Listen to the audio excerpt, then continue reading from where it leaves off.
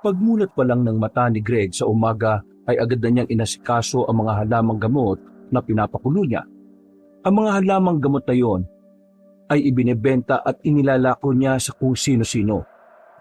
Marami din naman bumibili nito dahil kilala na rin naman siyang albularyo.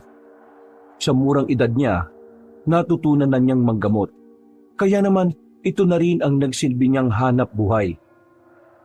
Pare, Oh, ano na naman kailangan mo?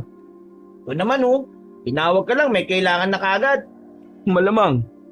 Saka ka lang naman pumupunta rito kapag may gusto kang makuha eh. Wala naman akong kailangan. Sabi ka naman, may gusto lang ako sabihin sa'yo. Yan ano bang sasabihin mo? Alam mo yung anak ni Aling Pinang? Oh, babae na naman. Ay nako, tigilan mo ako. Wala akong panahon sa mga babae. Ito namang taong to, nagkukwento lang naman. Di nga ako interesado. Sungit! Gusto mo na bang tumandang binata? Kung tatanda ako ng binata nang wala namang iniintinding sakit ng ulo, oo. Pero, mahirap mabuhay na mag-isa ha. Mas mahirap mabuhay kapag may kasamang aasikasuhin pa. Alam mo, kung bakit ang sungit mo palagi? Wala kasing nagpapasaya sa'yo eh.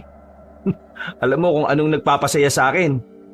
Eh di yung mga halamang gamot mo at mga gamot na binibenta mo. Uy, alam mo naman pala eh. Pre, iba pa rin kapag merong tao na nagiging dahilan kung bakit ka nabubuhay. At iba rin ang pakiramdam kapag may taong dahilan kung bakit mamamatay ka sa stress. Eh naku, umalis ka na nga. Eh, nakakaganyan ka lang naman kasi iniwan ka na ni Karen eh. Tumigil sa ginagawa si Greg nang marinig ang sinabi niyo ng kanyang kaibigan. Tila hindi niya nagustuhan ang sinabi nito. Binitiwan niya ang hawak na palakol at saka tumingin ng seryoso kay Tolits. Nakaramdam naman ng pagkailang ang lalaki pero hindi pa rin ito tumigil. Oh, bakit? Totoo naman, di ba? Wala nang iwan ka ni Karen, ang tingin mo na sa mga babae, pare-pareho. Migil ka nga. Pare naman, 5 taon na nakakalipas. Hanggang ngayon ba, hindi mo pa rin matanggap na wala na siya? Pre, ikaw rin naman kasi ang may kasalanan kung bakit siya umalis eh. Kasi palagi kang abala sa pag-aalbularyo mo. Alam mo kasi, kapag nagmahal ka ng babae, dapat binibigyan mo rin ng oras. Hindi naman kasi sila disenyo lang eh. Hindi ka ba titigil? Bakit? Masakit kasing marinig ang katotohanan, di ba? Na iniwan ka kasi nagkulang ka. Tapos ngayon, idadamay mo lahat ng babae, kasalanan mo rin naman. Aalis ka ba o hindi? Aalis na nga! O talaga kahit kailan, tinalo pa babae na may dalaw eh. Napapailing na lamang na naglalakad ang lalaking si Tolits. Si Greg naman, padabog na sinipa ang kahoy sa gilid. Hindi niya matanggap na tama ang sinasabi ni Tolits. Sa kabilang banda, aminado rin naman siya na meron talaga siyang naging pagkukulang sa nakaraan niyang relasyon. Naupo siya sa gilid. Huminga siya ng malalim. Napapatulala na lamang siya sa pinapakulong mga dahon. Ay nako, visit talaga tong Tolits na to. Kay aga-aga naninira ng umaga eh. Nang matapos na niya ang pinakukuluan niya, nagtungo na siya sa bahay ng kanilang kapitan. Ihahatid niya ang halamang gamot na kanyang nagawa. Nang nasa harapan na siya ng malaking bahay, agad niyang kinausap ang gwardya. Pinapasok lang siya nito nang malaman na siya ang albularyong inaasahan ng kapitan. Pagpasok niya sa loob, ay inabutan niya ang kapitan sa paborito nitong tambayan, sa bakuran kung saan naroon ang mga panabong nitong manok. Oh, buti naman at nandito ka na. Baka na talaga lalamunan ko eh. Sakto dating mo. Naubos na kasi yung unang binili ko sa iyo. Ilang araw na akong walang inom na ganito kaya balik na naman ang plema. Mas mabisa na to ngayon. May hinalo kong halaman na bago. Sinubukan ko na yan kaya alam kong epektibo yan. Paano mo naman nalaman na epektibo yan kung wala ka namang ubo? Ang totoo niyan, may ubo ko nung nakaraan pagkatapos kong magatid sa iyo ng gamot. Sinadya kong magpahawa sa iyo para masubukan ko itong bago kong ginawa. Haba, pambihira ka talagang tao ka. Hindi ka dapat nagpapahawa para lang subukan yung gamot na yan. Baka mamaya may malala pala akong sakit di nadamay ka pa. Kayo na ang bahala kung magkano ibibigay niyo sa akin, Kapitan. Basta ang mahalaga may gamot na kayo. Sandali lang. Bakit to? Alam mo na ba kung papaano gumawa ng gayuma? Pinag-aralan mo na ba? Kapitan, sinabi ko naman sa'yo, yung mga ganong gawain masama yun. Hindi ako gumagawa ng ganon. At kahit na kailan, hindi ko aaralin yun. Bakit ba gustong-gusto mo ng gayuma? Di ba nakwento ko naman sa'yo nung nakaraan na gusto ko magkabalikan kami ng asawa ko? Talagang ayaw na niya sa akin Kung nagkulang ka sa kanya noon, hindi yun mapupunan ng gayuma. Niloloko mo lang ang sarili mo, Kapitan. Kung sakaling gayumahin mo siya, walang pag-ibig na namamagitan sa inyo noon. Alam mo kung ano? Kapangyarihang itim. Basta, kapag may kakilala kang albularyo sabihan mo kaagad ako. Hindi kita sasabihan. Gagamitin ka lang ng kasamaan Magagalit lalo asawa mo kapag ganun ang ginawa mo. Eto naman, ninong mo naman ako Ninong kita, pero kapitan ka ng barangay. Hindi ganyan ang ugali ng kapitan, no? Dapat meron kang paninindigan at prinsipyo. Kung may kasalanan ka sa asawa mo, bumawi ka ng patas. Yan ang gusto ko sa'yo Meron kang dignidad sa lahat ng bagay. Kaya talaga, malaki ang tiwala ko sa'yo Alam mo, Greg, inaanak nga kita. Ewan ko sa'yo, nung. Kalimutan na natin yung tungkol sa gayuma. Mamayang gabi, baka gusto mo lang na umextra. Kulang ang mga bata ko Roronda kami mamaya. Alam mo na, itong nakaraan may napapabalitang na hold up dito sa atin Yun yung susubukan naming pigilan gabi-gabi. Naku, ayoko nang umulit, Kapitan. Tama na yung isang beses lang. Ikaw ang bahala. Ako nagbibigay lang naman ako ng pagkakakitaan mo. Malakas pa naman ang kitaan dito sa pagiging albularyo ko at sa pagbebenta ng gamot. Huwag kayong mag-alala. Kapag meron ng nangisay sa mga binentahan ko, papasok ko bilang tanod nyo, Kapitan. Magsasalita pa sana ang Kapitan, pero agad na rin naglakad ang binata palabas ng bakuran. Napapakamot na lamang si Mang Roque. Habang naglalakad naman si Greg pabalik ng kanilang bahay, meron siyang nakasalubong na isang matandang babae. Hindi pa naman ito uugod-ugod, pero tila meron itong hinahanap. Lalagpasan na sana niya ito, pero bigla siya nitong kinausap. Iha, meron ka bang nakitang magandang babae rito sa barangay ninyo? Maputi siya, mahaba ang buhok. Basta, maladiwata ang mukha. Nagkakamali po yata kayo ng lugar na pinaghahanapan niyo sa kanya. Kahit po kasi kailan, hindi nagkaroon ng maganda dito sa barangay na to. Sinasabi ba bang puro pangit ang mga babaeng narito? Kayo po nagsabi niyan O sige po, lalakad na po ako. Sa sandaling yun, normal na matanda lamang ang tingin ni Greg sa matandang babae. Hindi niya masyadong pinansin. Kahit pa alam naman niya sa kanyang sarili na medyo walang modo ang pagkakasagot niya. Nang makauwi siya sa kanyang bahay, ay itinuon na lamang niya ang sarili sa kung ano-anong bagay. Kinabukasan, kakalabas pa lang niya sa kanyang bahay nang salubungin na naman siya ni Tolits. Agad na nagsalubong ang kilay niya dahil akala niya sisirain na naman ng kaibigan ng araw niya. Relax! Hindi naman ako nandito para magkwento ng tungkol sa mga babae. Nandito lang ako para ihatid sa iyo to. Pinabibigay ni Kapitan. Binigay ni Tolits ang daladala nitong plastic. Paghawak ni Greg, naramdaman niyang mainit-init pa yon. Nagkaroon kasi ng salo-salo kaninang 6:00. Kami mga tanod. Ayun, naisip ni Kapitan na padalang ka. Mainit-init pa yan Sinapaw ko sa bagong sinaing Ganun ba? Maraming salamat. Sakto, hindi pa ako nag-aalmusal. Pasensya na pala kahapon Alam ko medyo pangit yung mga sinabi ko. Hindi ko na dapat sinabi yung mga yun Ayos lang. Totoo naman ang mga sinabi mo Mahirap talagang tanggapin kapag may basehan yung paratang. Baka naman sumama loob mo sa akin Hindi no. Bad trip lang ako sa'yo. Yung umaga naman kasi nambubisit ka Pwede naman sa hapon. O sige, mamayang hapon bibisiting kita.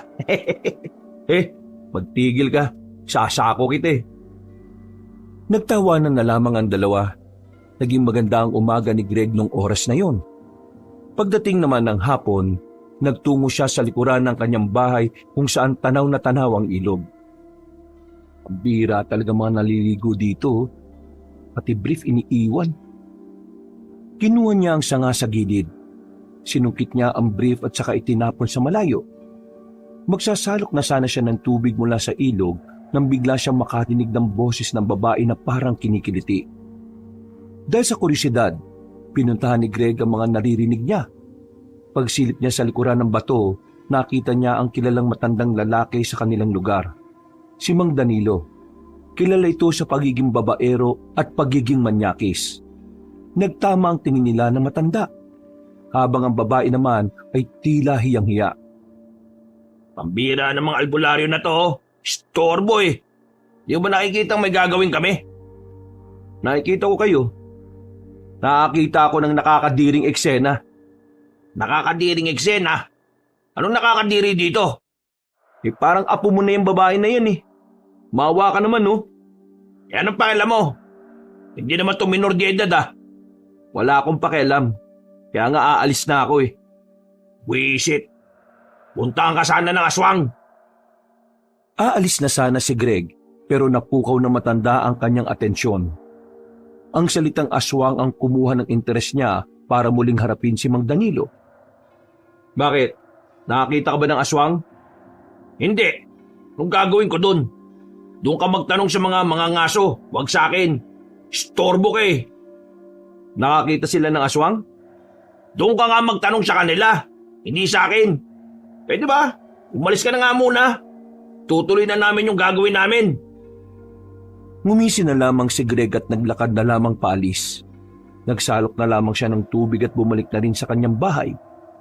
Naging mabilis ang oras noon para kay Greg. Sa dami kasi ng ginawa niya ay hindi na niya namalaya na sumapit na ang gabi. Uy, manayata. Nagyaya ka yatang mag-inom ngayon. Bakit, ayaw mo ba? Hindi umuwi ka na lang. Malamang gusto. Minsan lang ito mangyari, no? Pero seryoso, may problema ka ba? Wala naman. Bigla ko lang na-miss yung mga magulang ko. Naisip ko lang kasi, kung hindi siguro sila nagiwalay, masaya pa siguro kami ngayon. Nasaan na ba kasi sina tito at tita? Si tatay, stay in sa Maynila. Si nanay, huli kong balita, may kinakasama na raw. Naintindihan ko naman yung nararamdaman mo, pre. Ang mahalaga ngayon ayos ka naman. Nakakasurvive ka naman araw-araw. Tingnan mo nga kahit ilang taon mo na silang hindi nakakasama kinakaya mo. Wala lang.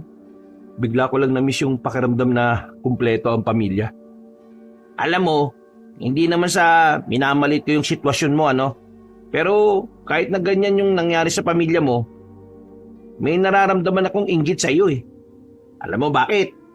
Kasi may tatay ka pa, may nanay ka pa. Pwede mo pa silang makita kapag ginusto mo. Ako, wala na talaga sila. Alam mo naman ang nangyari sa kanila, di ba? Kung hindi sana na-aksidente yung motor na sinasakyan nila, di sana buhay pa sila. Kung ayos lang, matanong lang kita. Ano yung una mong naisip nang mapagtanto mo na wala na yung mga magulang niyo? Siyempre, natakot ako. Dalawa lang kami magkapatid Tapos si ate pa, may sarili ng pamilya. Ako na lang mag-isa sa bahay. Halos pareho tayo ng buhay. Pareho tayong walang magulang. Ang pagkakaiba nga lang, yung iyo, buhay pa. Yung sa akin, wala na. Ang una kong naisip ko na magiging mahirap para sa akin yung mga susunod na araw, linggo at mga taon. Pero inisip ko na lang din na baka parte lang din ito ng pagsubok sa buhay ko na kailangan kong lampasan. Kasi ganun naman, di ba?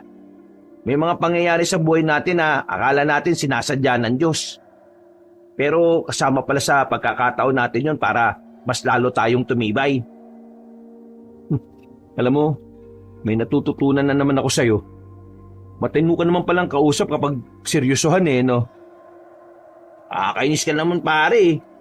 Naiiyak na ako. Buisit. Alam mo, para mawala tong lungkot natin, Maligo na lang tayo dyan sa ilog. Ano ka ba? Gabi na, no? Malalim. Baka magkasakit pa tayo. O kaya, baka mabati ka pa. Sige na, ayun lang eh. Tara na, dali na lang natin itong lambanog. Tapos sa batuan tayo mag-inom. O di ba? Parang camping lang. Napapayag ni Tolit si Greg. Medyo may tama na rin kasi ito kaya kahit na papaano ay nabawasan na ang pagiging seryoso nitong tao. Ilang lakaran lang naman ay nakarating na rin sila sa ilog. Naganap sila ng mas magandang pwesto hanggang sa nakarating na nga sila sa ibabaw ng malaking bato. Inilapag nila ang alak at pulutan doon. Nag-ipon ng mga tuyong kahoy para magpaapoy. Nang magsimula na sila, merong kakaibang nakita ang binatang si Tolits. Pre, tingnan mo oh. Tao ba yun? Ha? Saan? Gastok. Ayun oh, yung sa batuan. Teka, diyan ka lang. Lalapitan ko. Lakas loob na naglakad si Greg patungo roon. Nang malapitan na niya yon, ay kagad niya itong sinuri. Nang laki ang kanyang mga mata nang makita ang isang babaeng nakahiga habang ang kalahating katawan nito ay nakababad sa tubig. Sinong babae ito? Gagi, tao yan pre. Patay na yata yan eh. Marahang inawakan ni Greg ang leeg ng babae. Dito na niya napagtanto na may pulso pa pala yun. Gasti, buhay pa to. Tara, tulungan mo ako. Ha? Anong gagawin natin dyan? Iaahon natin. Baka mamaya tumas ang tubig. Malulunod to ng tuluyan. Eh baka naman papagbintangan tayo dyan. Tulungan mo na lang ako. Kapag may nangyari masama dito, mas lalo tayo mapagbibintangan eh. Kahit na nagdadalawang isip ay agad nilang binuhat ang babae patungo sa ibabaw ng malaking bato. Dito na nila napagtanto na kulay puti ang buhok nito. Nang tapatan nila ng ilaw ang mukha ng dalaga, nakita nila ang kagandahan nito na tila isang anghel. Napaka-perpekto na mukha. Para bang walang kapintasan. Gagi pre, sobrang ganda naman ito. Ano kaya nangyari dito? Tolits, puntahan mo si Ninong. Sabi mo may nakita tayong babae rito. Huwag mong ipapaalam sa iba ha. Sa kanya mo lang sasabihin. O bakit bawal malaman ng iba? Kapag may nangyari kang masama dito, mapagbibintangan din tayo. Mas maganda ng si Ninong lang ang nakakaalam. Sige na, bilisan mo na.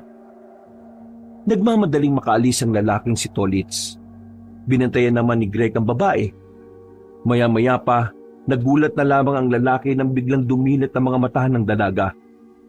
Tumingin ito sa kanya, pero halatang nanghihina pa rin dahil hindi nito maigalaw ang buong katawan.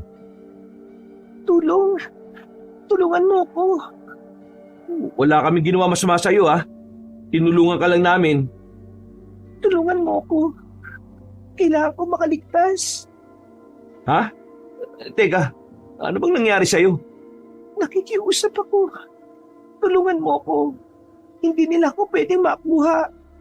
Hindi nga kita maintindihan. Dinawin mo nga yung kwento mo para alam ko kung paano kita tutulungan. Hinahabol nila ako eh. Hindi na natapos ng babae ang kanyang sasabihin nang mawalan na naman ito ng malay. Paghawak ni Greg sa leg nito, naalarma siya nang maramdaman ang kakaibang init ng katawan nito. Ano ba nangyayari dito? Biglang taas ng lagnat. O sige, bubuhatin na kita. Hindi na hinintay pa si Tolits. Dinala na niya ito sa kanyang bahay. Dahil malapit lang din naman yon, hiniga niya ang babae. Basang-basa ang katawan nito. Hindi naman niya magawang palitan ng suot dahil magmumukha na naman siyang manyakis. Kaya ang ginawa niya, binalutan niya na lamang ito ng kumot. Mabilis naman niyang kinuha ang gamot na ginawa niya para sa lagnat. Pilit niyang pinapainom nito ang dalaga. Ayan, Kapitan. Yan yung babaeng nakita namin. Ano nangyari dyan, Greg? Nakita nga namin to sa batuhan. Dinala ko na rito kasi biglang tumaas yung init ng katawan niya eh. Pero napainom ko na ng gamot. Kailangan nating sabihin to sa mga kakilala kong pulis. Huwag muna. Bakit wag? Nakausap ko siya kanina. Nasabi niya sa akin na merong humahabol sa kanya. Hindi natin alam kung sino mga yun. Kapag sinabi natin to sa mga pulis, marami ang makakaalam. Baka mas lalo lang malagay sa alanganin ng buhay niya. Ayos pre. Ngayon nakikita ko ng concern ka na ulit sa babae. Sira ulo. Ginagawa ko lang to kasi pakiramdam ko, responsibilidad natin siya kasi tayo nakakita sa kanya. Kung sa bagay, may punto ka. Sa ngayon, dito na muna yan. Mamaya pagbalik ko sa barangay uutusan ko yung mga tanod kong umikot sa ilog. At baka meron silang makitang mga masasamang loob. Huminga na lamang ng malalim ang lalaking si Greg. Hindi kasi ito makapaniwala na sa isang iglap, biglang magbabagong takbo ng gabi nila ni Tolits. Binantayan nila ang dalaga. Dahil sa kaba, nawala na rin ang mga tama nila. Hindi rin sila makatulog sa kakaisip. Umabot na ng umaga na magkaroon na rin ng malay ang babaeng si Raya. Ang papatulog na sanang diwa nila ay biglang nagising. Napatayo ang dalawang binata nang makitang bumangon na ang babae. Tila nagtataka pa ito sa paligid. Direkta itong napatingin kay Greg. Kayo ba ang tumulong sa akin? Oo, kami nga. O ano, kumusta ang ang pakiramdam mo? Maraming salamat sa ginawa niyong pagtulong sa akin. Kung hindi dahil sa inyo, baka wala na ako. Miss, ano ba pangalan mo? Taga saan ka ba? May mga magulang ka ba? Raya ang pangalan ko. Wala na akong mga magulang. At kung saan ako nakatira, sa lugar kung saan hindi magagawang paniwalaan ng kagaya ninyo. Ha? May ganun ba? Kung may sumasakit pa sa'yo, sabihin mo sa akin, gagamutin kita. Isa akong albularyo, kaya may kalaman ako sa mga panggagamot. Wala na masakit sa akin. Ayos na ako. Pero meron pa kayong pagkain? Nakakaramdam na kasi ako ng gutom eh. Oh, pagkain daw. Sige, bumili ka sa labas. Bakit ako? Kapag may nangyari masama dyan, kaya mo bang gamutin kagad? Hindi. Pero, Sige na, lumabas ka na. Napapakamot na lamang sa ulo ang lalaking si Tolits. Wala na itong nagawa kundi sundin na lamang ang utos ni Greg. Samantala, tila nakakaramdam naman ng hiya ang lalaking si Greg nang tumingin sa kanya ang babae. Nagtama ang kanilang paningin. Bagay na mas lalo niyang kinaiilang. Hindi niya rin alam kung bakit parang tumitiklop siya sa babaeng yun. Samantalang iritang-irita siya sa kababaihan. Paano niyo ako nakita? Nagiinuman kami kagabi dyan sa ilog. Napansin ka naming nakaiga sa batuhan. Yung kalating katawan mo, nasa tubig. Dinala ka namin dito. Kaya nga lang, hindi ka naman namin pwedeng palitan ng suot kahit na basang-basa ka. Kaya yan pa rin ang suot mo ngayon. Bakit hindi pwede? Hindi mo alam? Hindi. Kasi papalitan mo lang naman ako ng suot eh. Bigla na lamang nag-init ang mukha ng lalaking si Greg. Tila nagkaroon siya ng hiya sa sinabing yun ng babae. Pakiramdam niya ay hindi niya dapat yung narinig. Tiningnan niya ang mukha ni Raya. Seryoso lang ang mukha nito. Wala sa mukha ng dalaga ang pangaakit o pagbibiro. Inosente lamang ang ekspresyon ng mukha nito. Hindi ko alam kung anong klaseng tao ka. Pero para lang sa kaalaman mo hindi pwedeng palitan ng isang lalaki ang damit ng isang babae. Maliban na lang kung ang lalaki at ang babae mag-asawa. Kung ganon, dapat pala maging mag-asawa tayo para mapalitan mo na ako ng kasuotan ko. Ha? Hindi ganun. Malakas ka na at kaya mo nang kumilos. Hahanapan kita ng bagong damit para malaban yung suot mo. Ganon. Sa ganung paraan ka makakapagpalit ng suot. Pero ang sabi mo, Wala ka ba talagang alam sa buhay? alam sa buhay. Wala. Ang sabi ko, manatili ka sa papag na yan. At pagbalik ni Tolits kakain ka na. Tolits? Yun ang pangalan ng kaibigan mo? Eh ikaw, ano naman ang pangalan mo? Greg, yun ang pangalan ko. Raya nga pala ulit ang pangalan ko. Ikinagagala kitang makilala. Tumango na lamang ang lalaki. Iniwas na lamang niya ang kanyang tingin. Nung mga sandaling yun, hindi niya inakala na magiging parte ng buhay nila ang dalaga. Akala niya kasi pagtapos maging maayos ang pakiramdam ni Raya ay alis na ito. Pero sa halip na magpaalam, nanatili pa ito roon. Wala nang nagawa pa si Greg. Nagmamakaawa sa kanya ang babae. Wala na raw kasi itong mapupuntahan. Wala rin tong gaanong maalala. Kaya ang payo sa kanila ni Kapitan Roque, kupkupin nila hanggat hindi bumabalik ang alaala. Magiging delikado raw kasi ang buhay nito sa labas kung wala itong kasama. 2 linggo pa lang nandito yung babaeng yan. Tingnan mo, sanay na siya sa bahay mo. Mami ka nga sa akin. Di ba ayaw mo sa mga babae? Bakit mo tinanggap yan? Anong nagpabago sa isip mo, pre? Hindi kita iniinis ha. Nahihiwagaan lang ako sa nangyayari. Nahihiwagaan din ako eh. Paano nahihiwagaan? Hindi ko nga alam. Pagdating sa kanya, parang hindi ko kayang humindi. Baka naman kasi Hoy, hindi to gaya ng iniisip mo ah. Basta, komplikado. Tuwing titingnan ko lang siya, pakiramdam ko may mabigat akong responsibilidad na kapag hindi ko ginawa, maraming maapektuhan.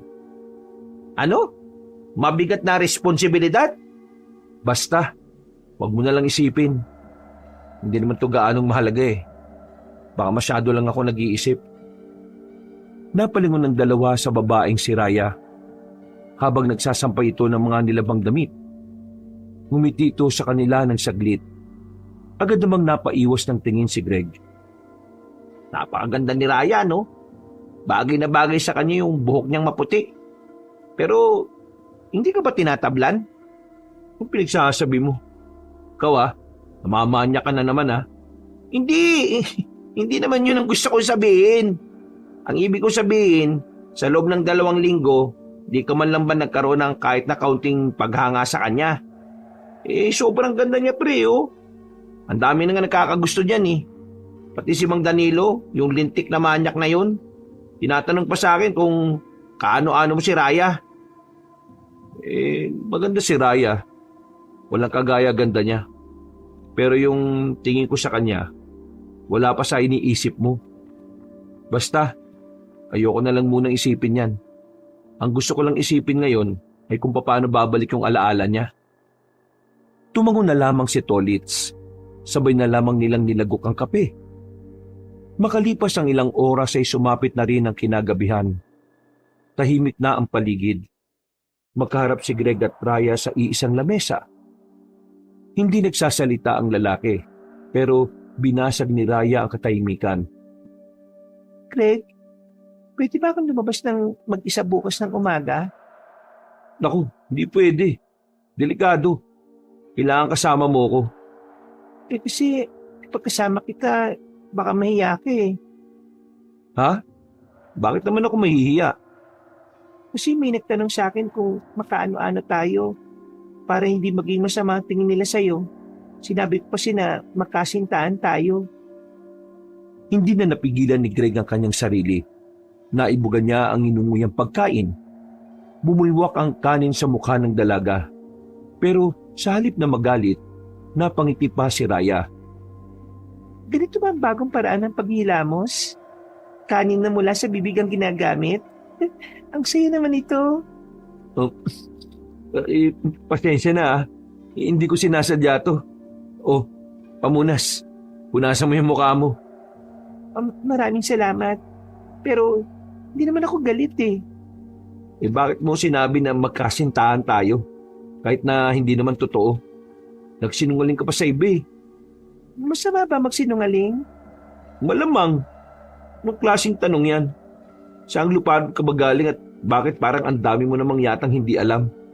Ang tanda mo na no? Kung masama pa lang magsinungaling, dapat lang na totohanin na natin ito para ang kasinungalingan na sinasabi ko ay maging katotohanan. Ha? Sinasabi mo dyan? Maging magkasintahan na tayo. Malamang, hindi mo na naman alam yung sinasabi mo. Ang mabuti pa, kumain ka na lang dyan, no? Ngumiti si Raya. Iwas na iwas naman ding tumingin ng lalaki.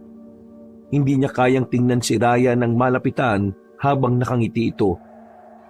Matapos ang kanilang hapunan, inasikaso na lamang ni Greg ang mga gamot na inilaga niya. Isa-isa niya yung inilagay sa bote. Naalala na naman niya ang sinabi ni Raya sa kanya. Hindi niya maiwasang hindi mapangiti. Pero agad din naman niyang binawi ang ngiti niya. Para sa kanya, hindi tama na humanga siya sa babaeng kagaya ni Raya. Nawala man lang pagkakakinanlan na maayos at mas lalong hindi tamang umimbig siya rito. Kinaumagahan, Greg! Greg! Gising! Gising na! Ha? Ano ba yun? Bumalik ka nga sa kwarto mo. Natutulog pa ako eh. Gising na! Bago na dali! Ano ba kasi yun? Pahinging pera. Ha? Anong gagawin mo sa pera? Yan ka-aga-aga eh. Natuto ko na rin humingi ng pera ha. Bilisan mo! Papalayo na yung nagtitinda ng tabo. agad na dumukot si Greg ng pera at ibinigay sa babae. Mabilis namang tumakbo si Raya papunta sa labas. Napapakamot na lamang din si Greg sa ulo dahil para siyang may kasamang bata sa bahay niya. Nagtitinda ng tabo ang potek. Baka taho. Dahil gising na rin naman ang kanyang diwa, bumangon na lang din siya at lumabas. Lalabas na sana siya ng kanilang bakuran para sundan si Raya. Pero nakita niya ang mga tanod ni Mang Roque na tila nagmamadali. Kasama nga sa mga tanod si Tolits kaya hinila niya yon nang makita niya roon. Anong nangyayari? Kaaga-aga. May nakapagsumbong sa amin. May nakitang aswang sa gubat ngayon lang. Ha? Aswang? Seryoso ba? Ikukumpirma pa namin. Ang sabi ng mga nangangaso kanina, may nakita silang dalawang aswang. May hila-hilang malita kalabaw. Ngayon, hahanapin namin yung kalabaw kung anong nangyari. Pag yung kalabaw patay na, alam na, may aswang dito sa atin. Pero nakakapagtaka, paano magkakaroon ng aswang dito? Wala naman yan dito sa atin noon. Hindi kaya meron silang matinding pakay dito sa lugar natin? Walang salitang lumabas mula kay Greg. Aminadong kabado rin siya sa mga narinig. Dahil kasi albularyo siya, batid niyang ang mga kagaya niya ay mainit sa mata ng mga nilalang na kagaya ng aswang. Hindi rin naman kasi lingid sa kanyang kaalaman na mga aswang ay nananatili pa rin sa mga kagubatan kahit sa kasalukuyang panahon. Wala ka man lang bang sasabihin? Kung wala, aalis na ako. May gagawin pa kami sa barangay. O sige. Nagmamadaling maglakad ang lalaking si Tolits habang siya ay nananatili pa rin nakatayo sa harapan ng kanilang bahay. Maya-maya pa, dumating na rin si Raya. Daladala na nito ang 2 piraso ng bagong plastik na may taho. Masayang ibinigay ng dalaga ang isa sa kanya. Dahil dito, nakaramdam na naman siya ng kakaibang saya. Saya na ayaw niyang ipahalata. Masarap yan, di ba? Masarap ang tabo. Taho ang tawag dyan, hindi tabo.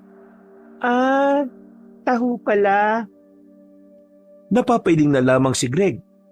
Papasok na sana siya sa loob ng bakuran nang biglang napadaan ang manyakis na si Mang Danilo.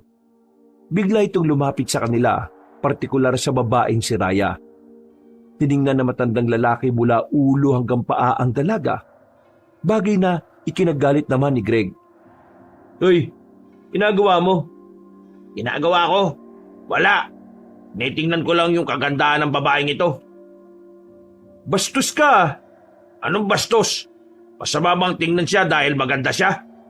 Yung tingin mo, para kang nagmamanyak eh. O yan ka na naman eh. Kung makaakusa ka sa akin, parang kilalang-kilala mo ako ah. Bakit? Sino bang hindi nakakakilala sa'yo? Ikaw lang naman ang pinakababaero at manyaki sa barangay na ito. Wala kang ebidensya, no?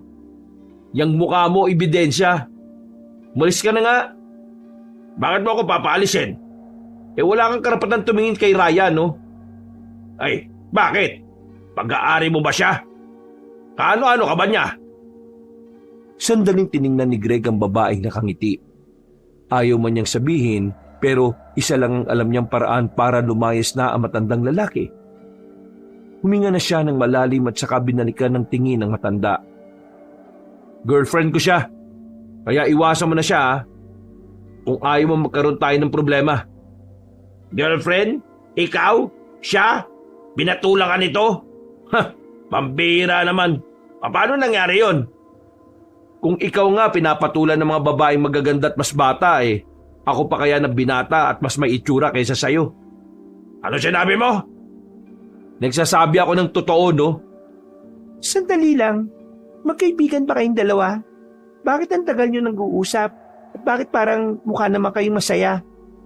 Masaya, ah? Mukha ba ako masaya? Nilalait ako ng boyfriend mong pangit. Boyfriend? Umalis ka na, Mang Danilo. Ayaw kong makapanakit ng tao. Ang sabihin mo, ginamitan mo ng gayuma yung babaeng yan. Hindi ka alis? Nang kumuha ng walis ningting ang lalaking si Greg, ay nagmamadali na yung umalis. Si Raya naman sa gilid, nakatingin lang sa kanya. Para itong bata na walang kalam-alam sa pinag-uusapan na matanda. Anong ibig niyang sabihin boyfriend at girlfriend? Sige na, pumasok ka na sa loob. Nauna nang naglakad si Greg papasok sa loob. Mga bandang tanghali, isinama na lamang niya si Raya sa pag-alis dahil hindi maaaring maiwan ito ng mag-isa sa bahay. Habang naglalakad, nakatingin sa kanila ang mga kalalakihan na nadadaanan nila. Iritang-irita na siya sa mga nakatingin, pero wala siyang magagawa. Literal na diwata naman kasi talaga ang itsura ng babae. Saan tayo pupunta? Akala ko ba bawal ako lumabas? Walang magbabantay sa'yo, kaya isasama na lang kita. Sabi mo matanda na ako. Kaya bakit kailangan mo pa akong bantayan? Para kang bata. Ang dami mong hindi alam. Kaya hindi ako kampante na iwan ka. Uy, pre, saan ang punta mo? Magde-date kayo? Baliw. Pinagsasabi mo. Dadalin lang namin itong mga gamot sa mga customer ko.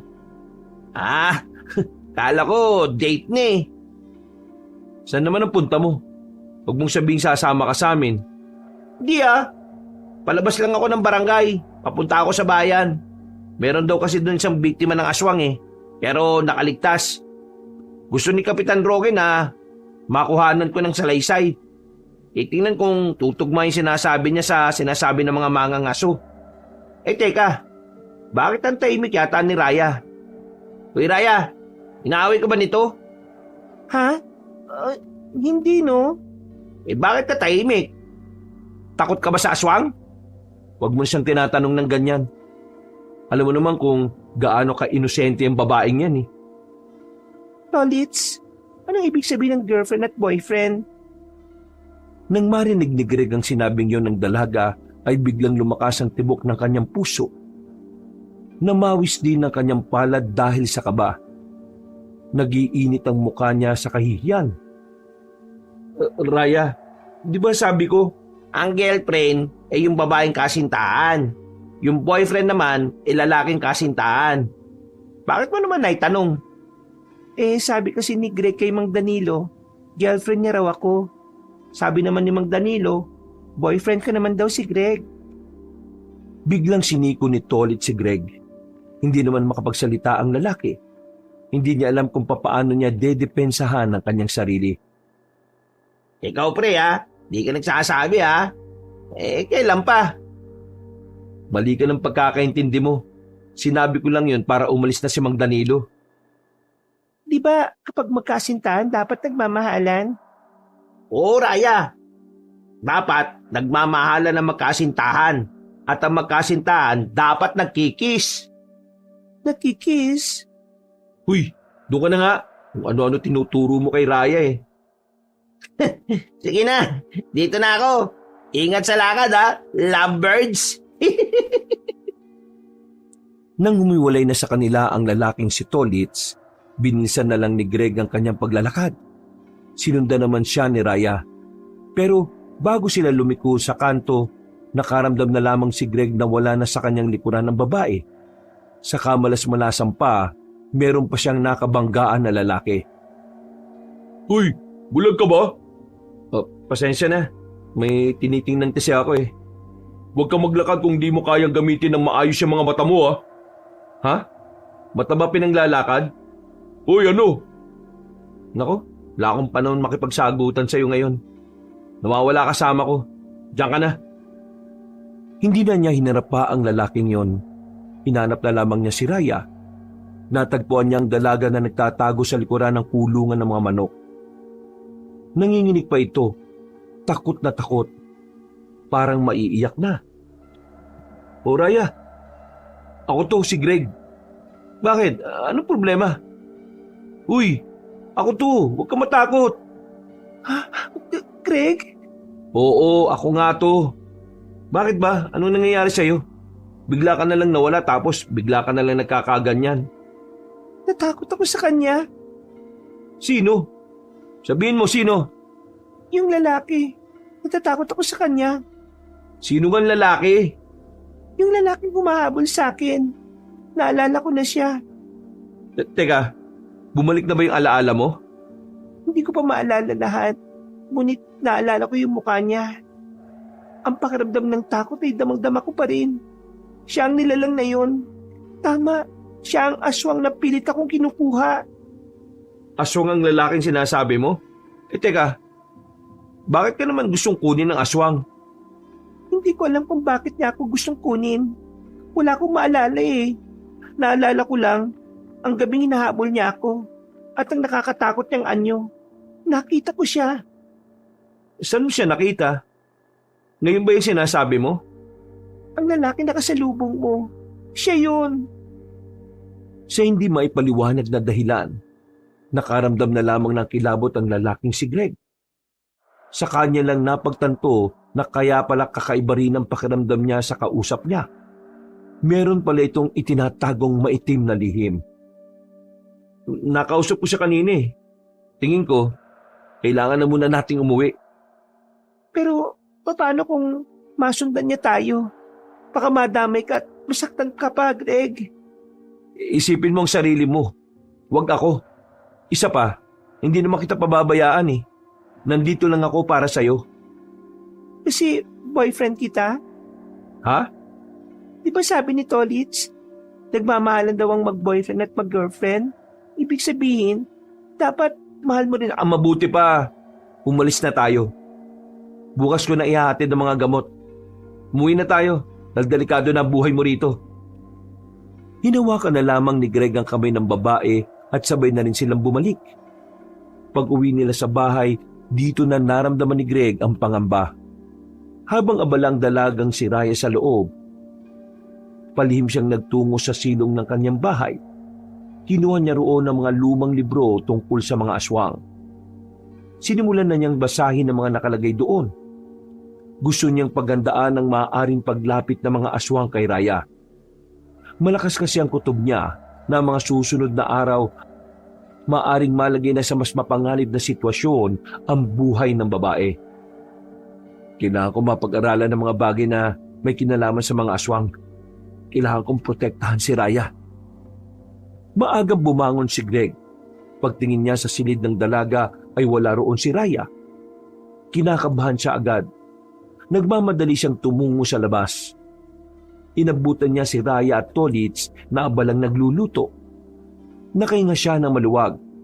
Ang buong akala niya ay meron nang nangyari sa babae. Anong meron? Ha? Wala naman. Tinuturuan ko lang si Raya magluto.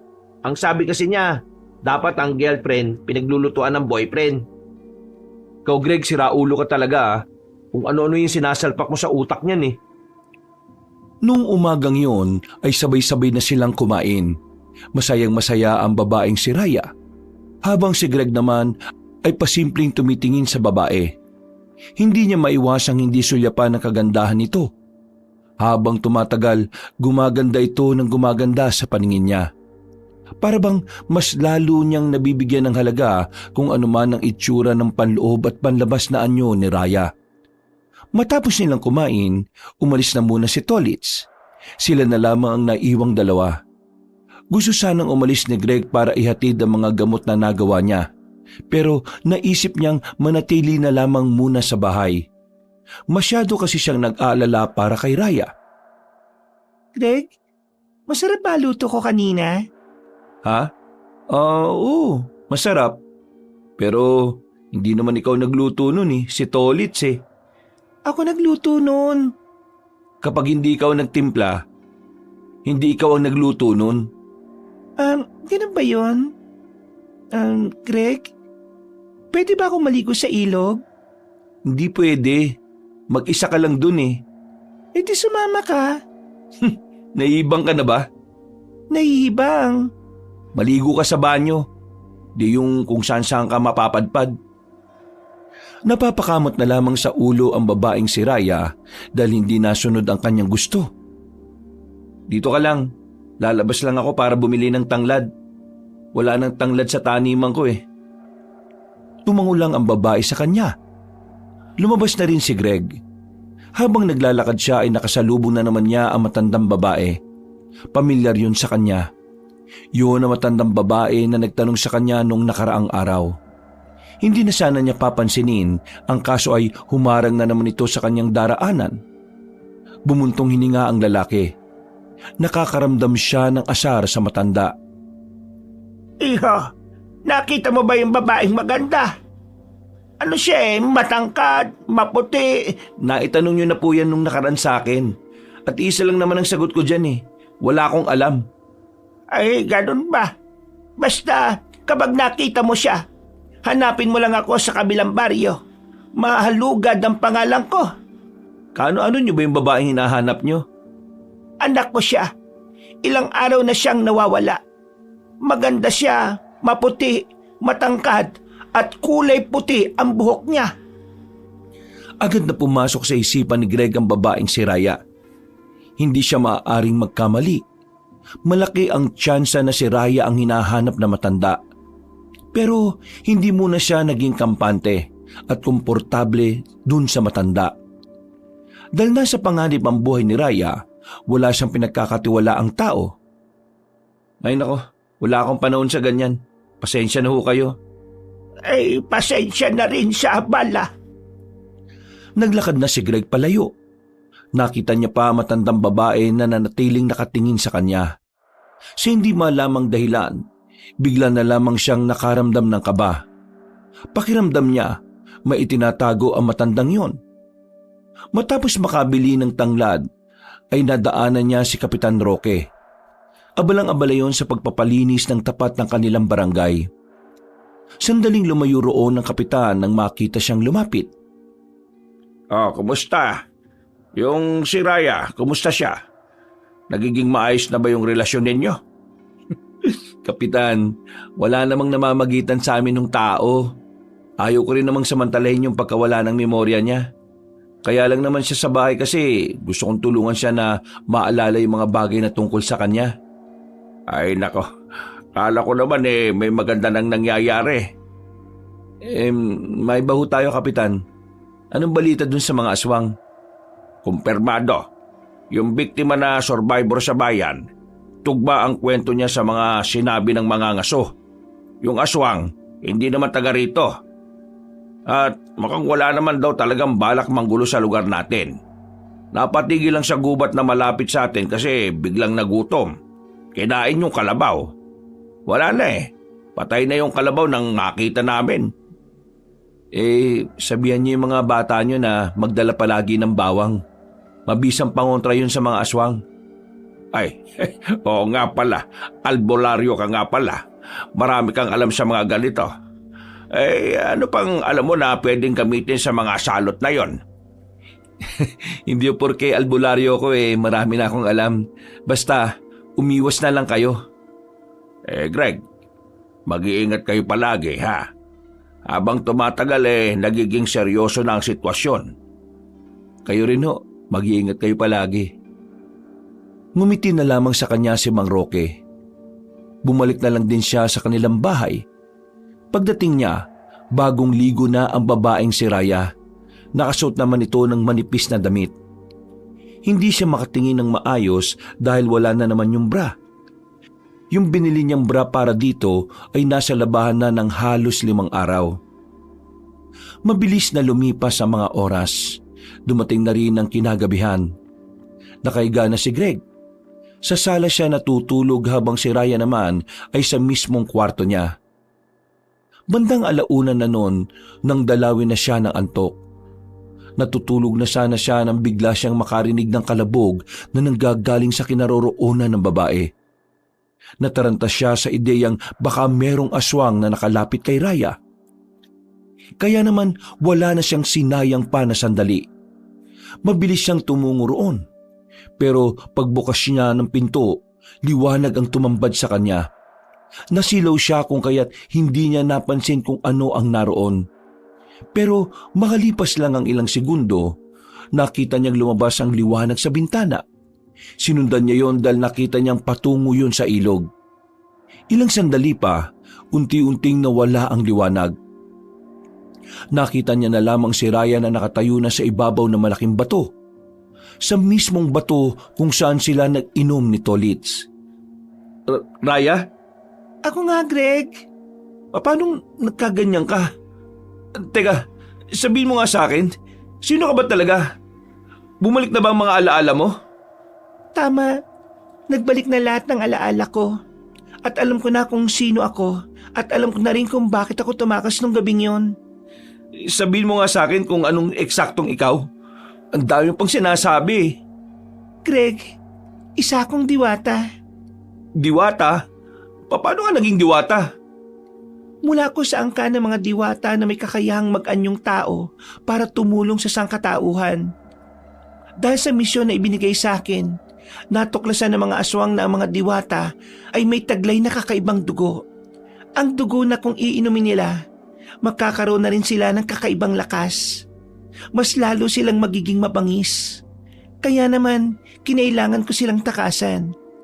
Yung lalaking yon, ang lalaking aswang na humahabol sa akin. Siya si Jose. Isa ka palang diwata? Tapos ano? Hinahabol ka ng mga aswang? Teka, nakakawindang naman itong mga nangyayari. Masaya ako dahil ang mga nag-alaga sa akin ay mga tamang tao, Greg. Ikaw ang kailangan ko para makabalik ako sa amin. Ha? Pinagsasabi mo? Ang medalyon na dala-dala ko, nakuha nila yon sa akin. Ako lang ang makakagamit nun. Yun kasi ang ginagamit para buksan ang lagusan papunta sa aming mundo. Kailangan ko mabawi yun sa kanila. At ano naman ang magagawa ko dyan, Raya? Kita mo naman na isang pangkaraniwang albularyo lang naman ako. Nagtitinda lang ako ng mga gamot at paminsan-minsan naman naghihilot rin. Ako ang bahala sa iyo, Greg. May kakayahan ako makapagbigay ng munting kapangyarihan na maaari mong magamit laban sa kasamaan. Hindi. Ayoko.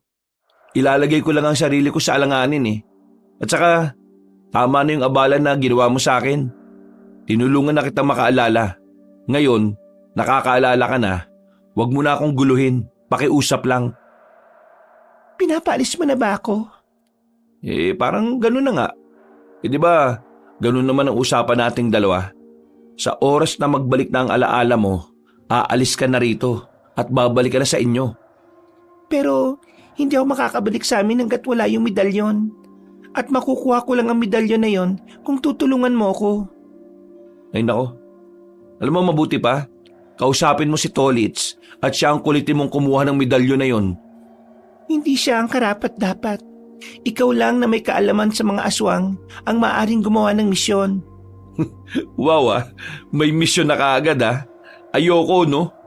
Sige na, nakikiusap ako sa iyo, Greg. Kailangan ko nang umalis dito sa mundo ninyo. Dahil kapag nagtagumpay ang mga aswang, bukod sa mawawala na ako, magdudulot pa ito ng kaguluhan sa mga tao. Ay nako, sawang-sawa na akong tumulong sa mga taong alam kong mawawala rin naman sa akin balang araw. Kaya pwede ba? Iba na lang? Wag ako? Hindi kita mamadaliin. Hahayaan kitang makapag-isip-isip. Pero sana, wag mo muna akong paalisin sa bahay mo. Wala akong mapupuntahan. Kapag nakahanap ako ng ibang tutulong sa akin, o kaya kapag tinulungan mo na ako, saka na ako aalis. 1 linggo. Kapag wala pa rin nangyari, umalis ka na. Bakit parang galit ka sa akin? May nagawa ba ako masama? Pumasok-pasok ka sa buhay ko tapos gusto mo na rin umalis? Anong tingin mo sa akin? Waiting shed? Titigilan mo lang tapos aalis ka agad kapag nabagot? Ano? Hindi ko maintindihan yung gusto mong ipaiwatig. Ewan ko sa'yo. Bumalik ka na sa bahay. Naantok na ako. Sandali lang. Ano na naman? Naglakad ang dalaga palapit sa kanya. Hinawakan nito ang kanyang dalawang kamay at tumingin sa kanya ng seryoso. Mga ilang sandali lamang, naramdaman na lang ni Greg ang kakaibang lakas na nananalaytay sa kanyang katawan. Anong nangyayari sa akin? Bakit parang may nararamdaman akong hindi ko mapaliwanag? Binigyan kita ng kakaunting proteksyon, kakaunting lakas para sa oras na malagay sa alanganin ng sarili mo, kakayanin mong lumaban. Naku, ang kulit mo. Sinabi ko na nga, Kailangan mo ito, Greg. Dahil sa oras na malaman nila na magkasama tayo, malalagay ka rin sa panganib. Kapag nakapagdesisyon ka na, magsabi ka kagad. hindi na nakapagsalita pa ang lalaking si Greg. Sumunod na lamang siya sa babae. Bumalik na lamang siya sa kanyang tulog.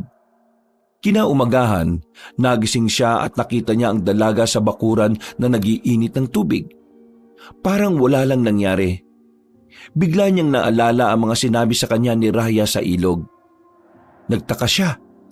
Napaisip. Hindi niya alam kung totoo ba ang mga narinig niya mula sa babae o baka panaginip lang. Umupo siya sa gilid. Nag-isip ng malalim. Pinakiramdaman niya ang kanyang sarili. Hindi niya nararamdaman ang lakas na binibigay sa kanya ng dalaga. Tumingin siya ulit kay Raya. Mas lalo siyang nalito nang nginitian siya nito. Panaginip lang ba yon? Greg, nagiinit na ako ng tubig. Magkape ka na.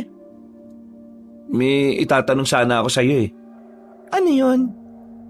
Nasa ilog tayo kaninang madaling araw, di ba? Oo, bakit? Nakapag-desisyon ka na ba? Tama nga hinala ko. Hindi yung panaginip. Panaginip ang alin? Wala. Tanong ng tanong sa kanya ang babae tungkol sa magiging desisyon niya. Pero mas pinili niyang hindi na lamang yun pag-usapan. Pagsapit ng tanghali, dinala na muna niya si Raya sa barangay para may kasama ito. Sa araw kasi na ito ay kailangan na niyang maihatid ang mga gamot sa mga bumili nito. Nagpasama na lamang siya kay Tolit sa takot na baka bigla na lang may lumapit na aswang sa kanya. Bakit naman hindi mo sinama si Raya? Delikado, no? Delikado? Bakit? Alam mo na ba kung sino yung mahabol sa kanya? Aswang. Ano? Aswang? Biglang hinila ni Greg si Tolits papunta sa gilid. Tumingin-tingin na muna ito sa paligid. Nang masigurong wala namang nakarinig sa sinabi ng kaibigan, agad niya itong pinaalalahanan. Sige, lakas mo magsalita. Baka mamaya may makarinig sa iyo dyan eh. Alam mo naman na kaligtasan ni Raya ang pinag-uusapan natin dito. Ay, sorry pre. Pero sigurado ka, aswang ang umahabol sa kanya? Mahabang kwento to. Sa bahay ko na lang ipapaliwanag. Pero oo, aswang yung mahabol sa kanya. Kaya hindi ko siya pwedeng ilabas ng ilabas. Kasi hindi ko naman agad malalaman kung aswang ba yung nasa paligid o hindi. Eh kung aswang nga yung kailangan niyang iwasan, mukhang mahihirapan siya pre. Ang huling balita ko sa mga kasama namin kalat na kalat yung aswang sa ibang baryo. Pero wala silang sinasaktan na tao. Wala silang sinasaktan na tao dahil si Raya ang hanap nila. Mananakit sila ng tao kapag nakuha na nila si Raya. Ano ba namang kasing meron kay Raya? Mamaya na nga natin pag-usapan. Samahan mo muna akong dalhin to sa mga customer ko. Kamot ulo na lamang si Tolits. Ipinagpatuloy na lamang nila ang kanilang paglalakad. Maya-maya lang din ay naipamahagi na rin nila ang mga gamot. Inabot sila ng 3:00 ng hapon. Makulimlim ang panahon. Parang nagbabadya ang ulan. Malakas-lakas din ang hangin. Nagmamadaling makarating ng barangay si Greg pero pagdating niya roon, wala na ang dalaga. Nasaan si Raya? Nagsabi niya kanina, itatapon niya lang yung mga balat ng saging eh. Akala ko umuwi na sa inyo. Kararating ko lang din kasi. Tingnan mo na lang sa inyo pre, baka nandoon. Tumango si Greg. Umuwi siya kagad sa kanilang bahay Pero pagdating niya roon ay wala naman siyang inabutan. Kinabahan na siya. Iba ang pakiramdam niya ng mga sandaling yon. Wisit naman talagang buhay to. Kararating ko lang eh. Hindi mapakali si Greg, kaya hinanap niya ng hinanap ang dalaga sa kanilang barangay. Nagtanong-tanong na rin siya sa mga minsang nakausap ng dalaga, pero ni isa sa mga yon ay wala silang kaalam-alam. Hiningi na nga rin ni Greg ang tulong ng kapitan, pero inabutan na lang sila ng malakas na ulan ay wala pa rin silang nahahanap na babae. Pre, kanina pa tayo naghahanap pero wala pa rin ah. Hindi ako pwedeng sumuko sa paghahanap sa kanya. Kapag aswang ang nakakuha sa kanya, mas malaking gulo ang mangyayari. Eh bakit ba kasi ayaw mo pang sabihin sa akin para maintindihan ko? Pre, diwata si Raya. Napatamimi si Tolit sandali habang nakasilong sila sa gilid. Hindi ito makapaniwala nung una at inakala nitong nagbibiro lamang si Greg. Pero nanatiling seryoso ang binata. Isang diwata si Raya. Etong nakarang gabi, nagbalik na yung alaala niya. Kilala na rin niya kung sino yung aswang na humahabol sa kanya. Gagawin siyang kasangkapan ng mga aswang para maging immortal at malalakas sila. Nako, komplikado naman pala yung sitwasyon na to. Saan ba galing niya si Raya?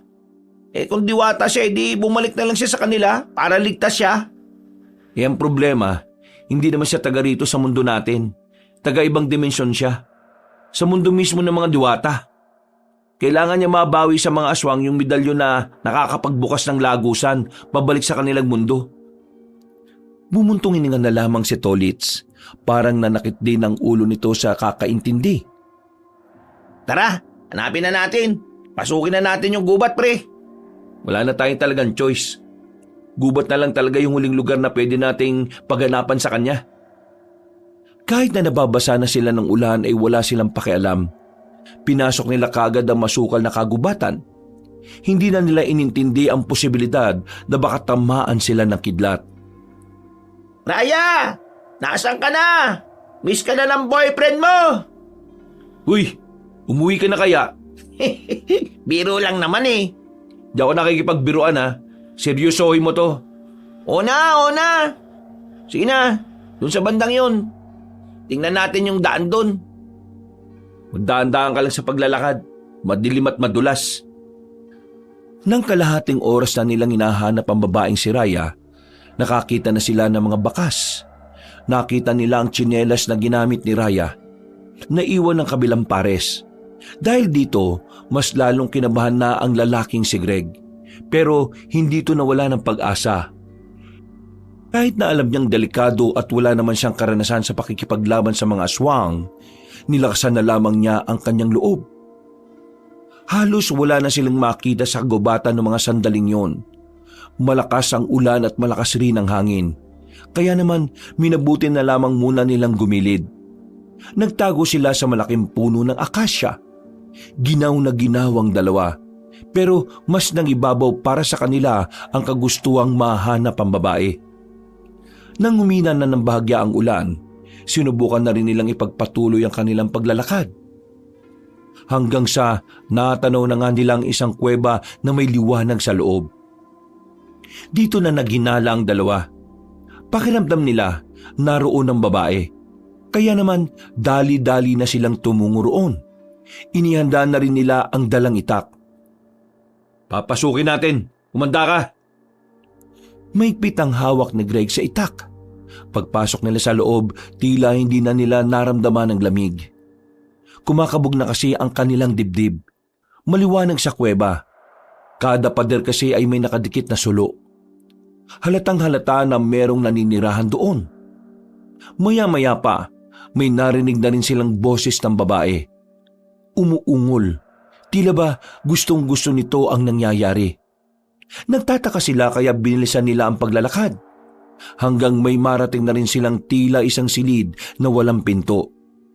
May ilaw sa loob kaya agad silang lumapit doon. Pagsilip nila sa loob, nakita nila si Mang Danilo. Nakaibabaw sa babaeng maganda.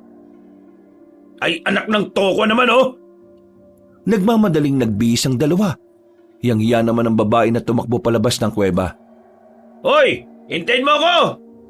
Ang bira namang Mandanilo. Pati ba naman dito? Alam nyo, epal kayo eh. Lalo ka na, Greg. Lagi ka nalang istorbo sa mga ginagawa ko. May hinahanap kaming tao. Malay ba naman naming nandito ka? Wala ka bang pang motel? Talagang sinetap mo pa tong kuweba para lang sa kamanyakan mo no? Anong pinagsasasabi mo? Inabutan kami ng malakas na ulan sa labas, kaya dito kami napadpad. Sa mga damuhan lang sana kami para romantic, biglang umulan. Ano magagawa ko? Eto yung una naming nakita. Buisit talaga kayo. Ibig sabihin, hindi kayong gumawa ng mga ilaw-ilaw sa pader? Bakit naman ako magsasayang ng oras para gumawa nun? Titira ba ako rito? Kung ganun, meron talagang nakatira dito. Natataranta sila nang marinig nila ang isang malakas na pag-angil ng aswang. Lalong-lalo na ang matandang si Danilo. Naghanap agad sila ng mapagtataguan. Merong papag sa loob ng silid na yon kung saan sila nagtago. Pinagkasya nila ang mga sarili nila roon, wag lamang silang makita ng mga aswang. Lalong nanlaki ang kanilang mga mata nang makita nilang binagsak sa mismong harapan nila ang bangkay ng isang babae. Ang babaeng kasama sana ni Mang Danilo sa ibabaw ng kama. Tumatagas ang dugo mula sa leeg at balikat nito. Nakadilat at nakatingin pa sa kanila. Sa hindi inaasahang pagkakataon, nakalika ng ingay si Mang Danilo dahil sa pagkabigla. Buti na lang, hindi sila narinig ng mga aswang dahil sumaglit lang yon. Pag-alis ng mga nilalang, sakalang lumabas ang tatlo. Nakatingin sila sa kaawa-awang babae. Gagi, kawawa naman to pre.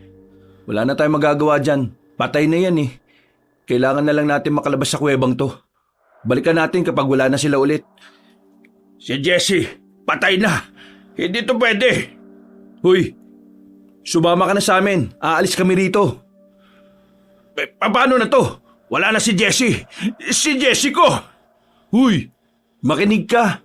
Kapag hindi ka sumama sa amin, mamamatay ka rin. Wala ka nang magagawa sa buhay na namatay. Basta, ikaw may kasalanan yan. Sumama ka na lang sa amin kung mahal mo pa buhay mo. Hindi ako papayag. Papatay ko mga aswang na yan. Huy, wisit ka. Huwag kang sumigaw. Tinakpan ni Tolits ang bibig na matanda sa pagkabahala na baka marinig sila ng mga aswang. Nagwawala si Mang Danilo. Gustong-gustong gantihan ng mga aswang. Nang makita nilang kumalma na nga si Mang Danilo, tinanggal na rin ni Tolits ang kanyang kamay. Huminga ng malalim ang matandang lalaki.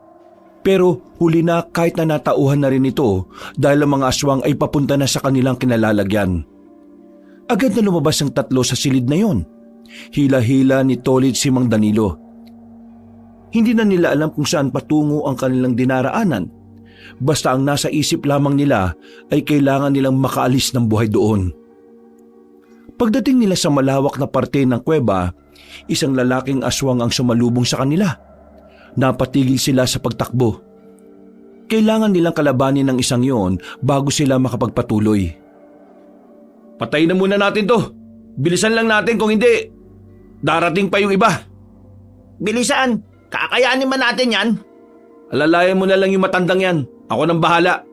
Sigurado ka ba? Baka naman mas mauna ka bang mamatay kaysa dito kay Mang Danilo ha? Kung hindi natin haharapin yan, wala ring mangyayari. Sige na, gumilid kayo. Pumorma na si Greg. Itinutok na niya sa aswang ang kanyang patalim.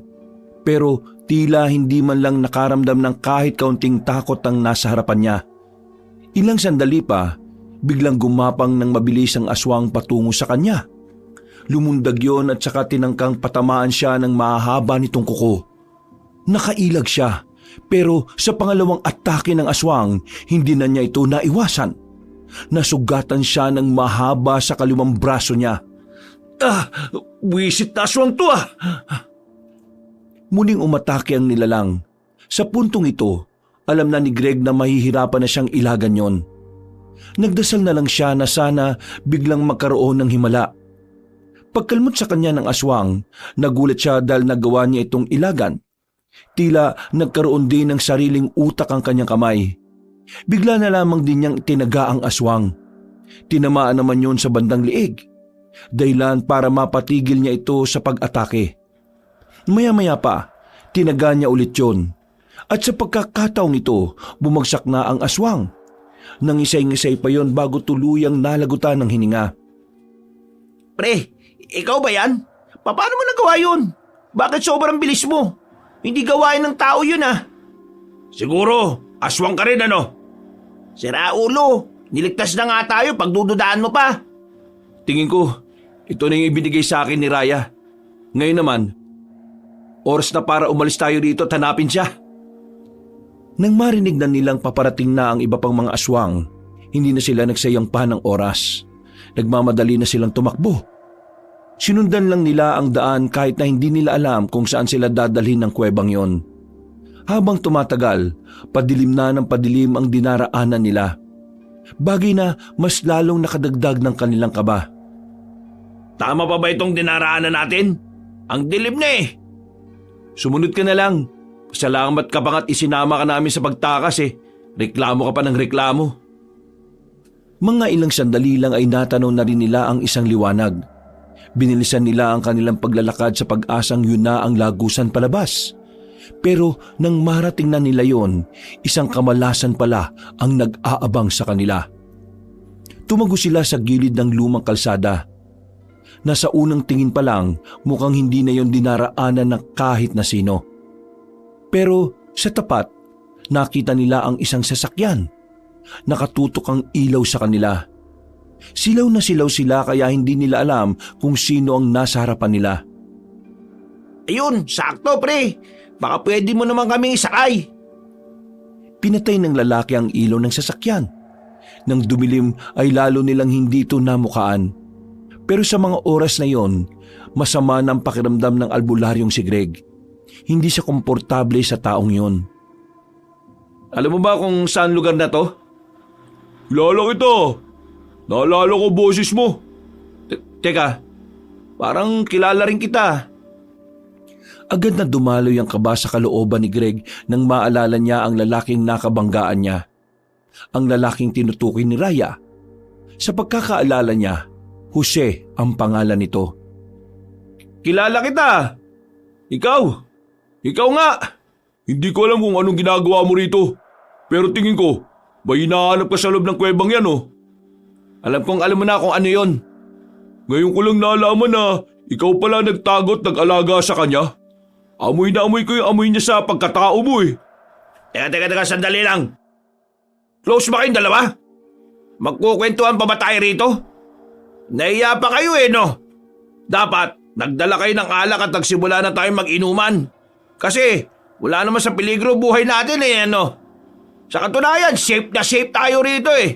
Kaya dapat lang na magtagal tayo rito. Hiyang-hiya naman ako sa inyo, no? Mang Danilo, manahimik ka na. Wala ka namang ambag eh. Nasaan si Raya? Bigyan mo ako ng magandang dahilan kung bakit kailangan ko sabihin sa'yo. Naiintindihan ko na. Ito pala love triangle. Kung hindi mo siya ibibigay, mapipilitan akong paslangin ka. At ano magagawa ng isang mababang uring albularyo na kagaya mo? Ang taas yata ng tingin mo sa sarili mo dahil aswang ka. Baka nakakalimutan mo, nilikha ang tao na mas mataas sa lahat. Di mo ako masisindak sa mga ganyang galawan. Kung gusto mo makuha si Raya, patayin mo muna ako. Tolits, gumilid muna kayong dalawa. Inihanda na ni Greg ang kanyang sarili. Agad namang umatake sa kanya ang lalaking si Jose. Kakaiba ang bilis ng aswang. Hindi na ito namalaya ni Greg.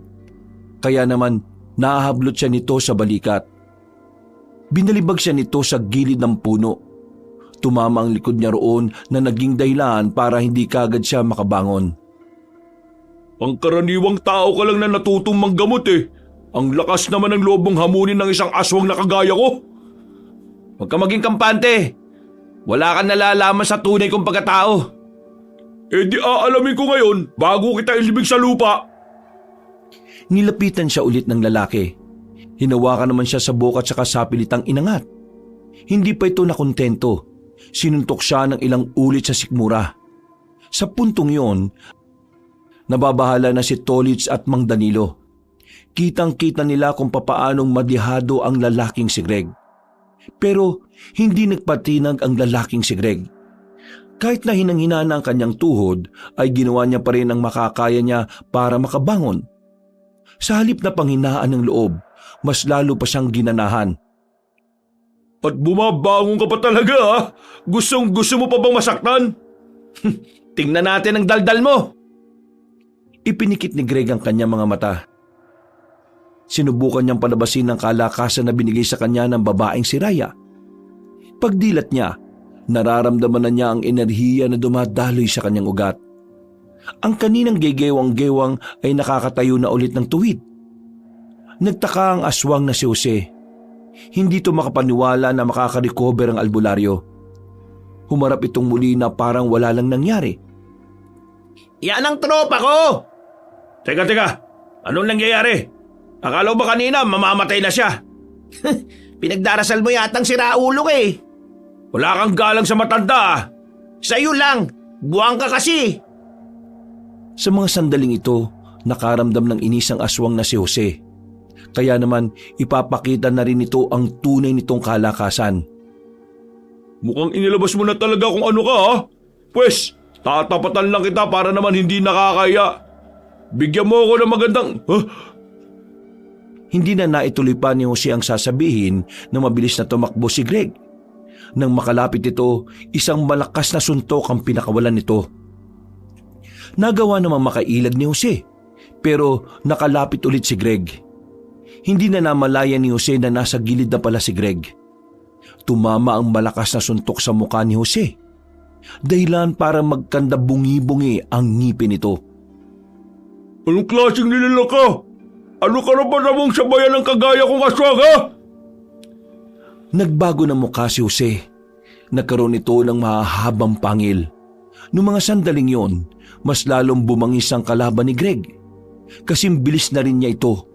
Halos pantay na rin sila ng lakas. Papaslangin kita! Hindi ako magpapatalo sa isang mortal! Papaslangin kita! Hindi yan sinasabi no? Ginagawa yan! Nagsulubong ng suntok ang dalawa. Natamaan ni Jose si Greg sa braso, pero tinamaan naman ni Greg ang aswang sa panga. Hindi pa roon natatapos ang laban. Mas nagpalitan pa sila ng maraming suntok. Hindi nila namamalaya na lumalayo na pala sila. Nakarating na sila sa lumang tunay. Magaling ka! Masaya ako ngayon kasi matatapos ang mahabang panahon.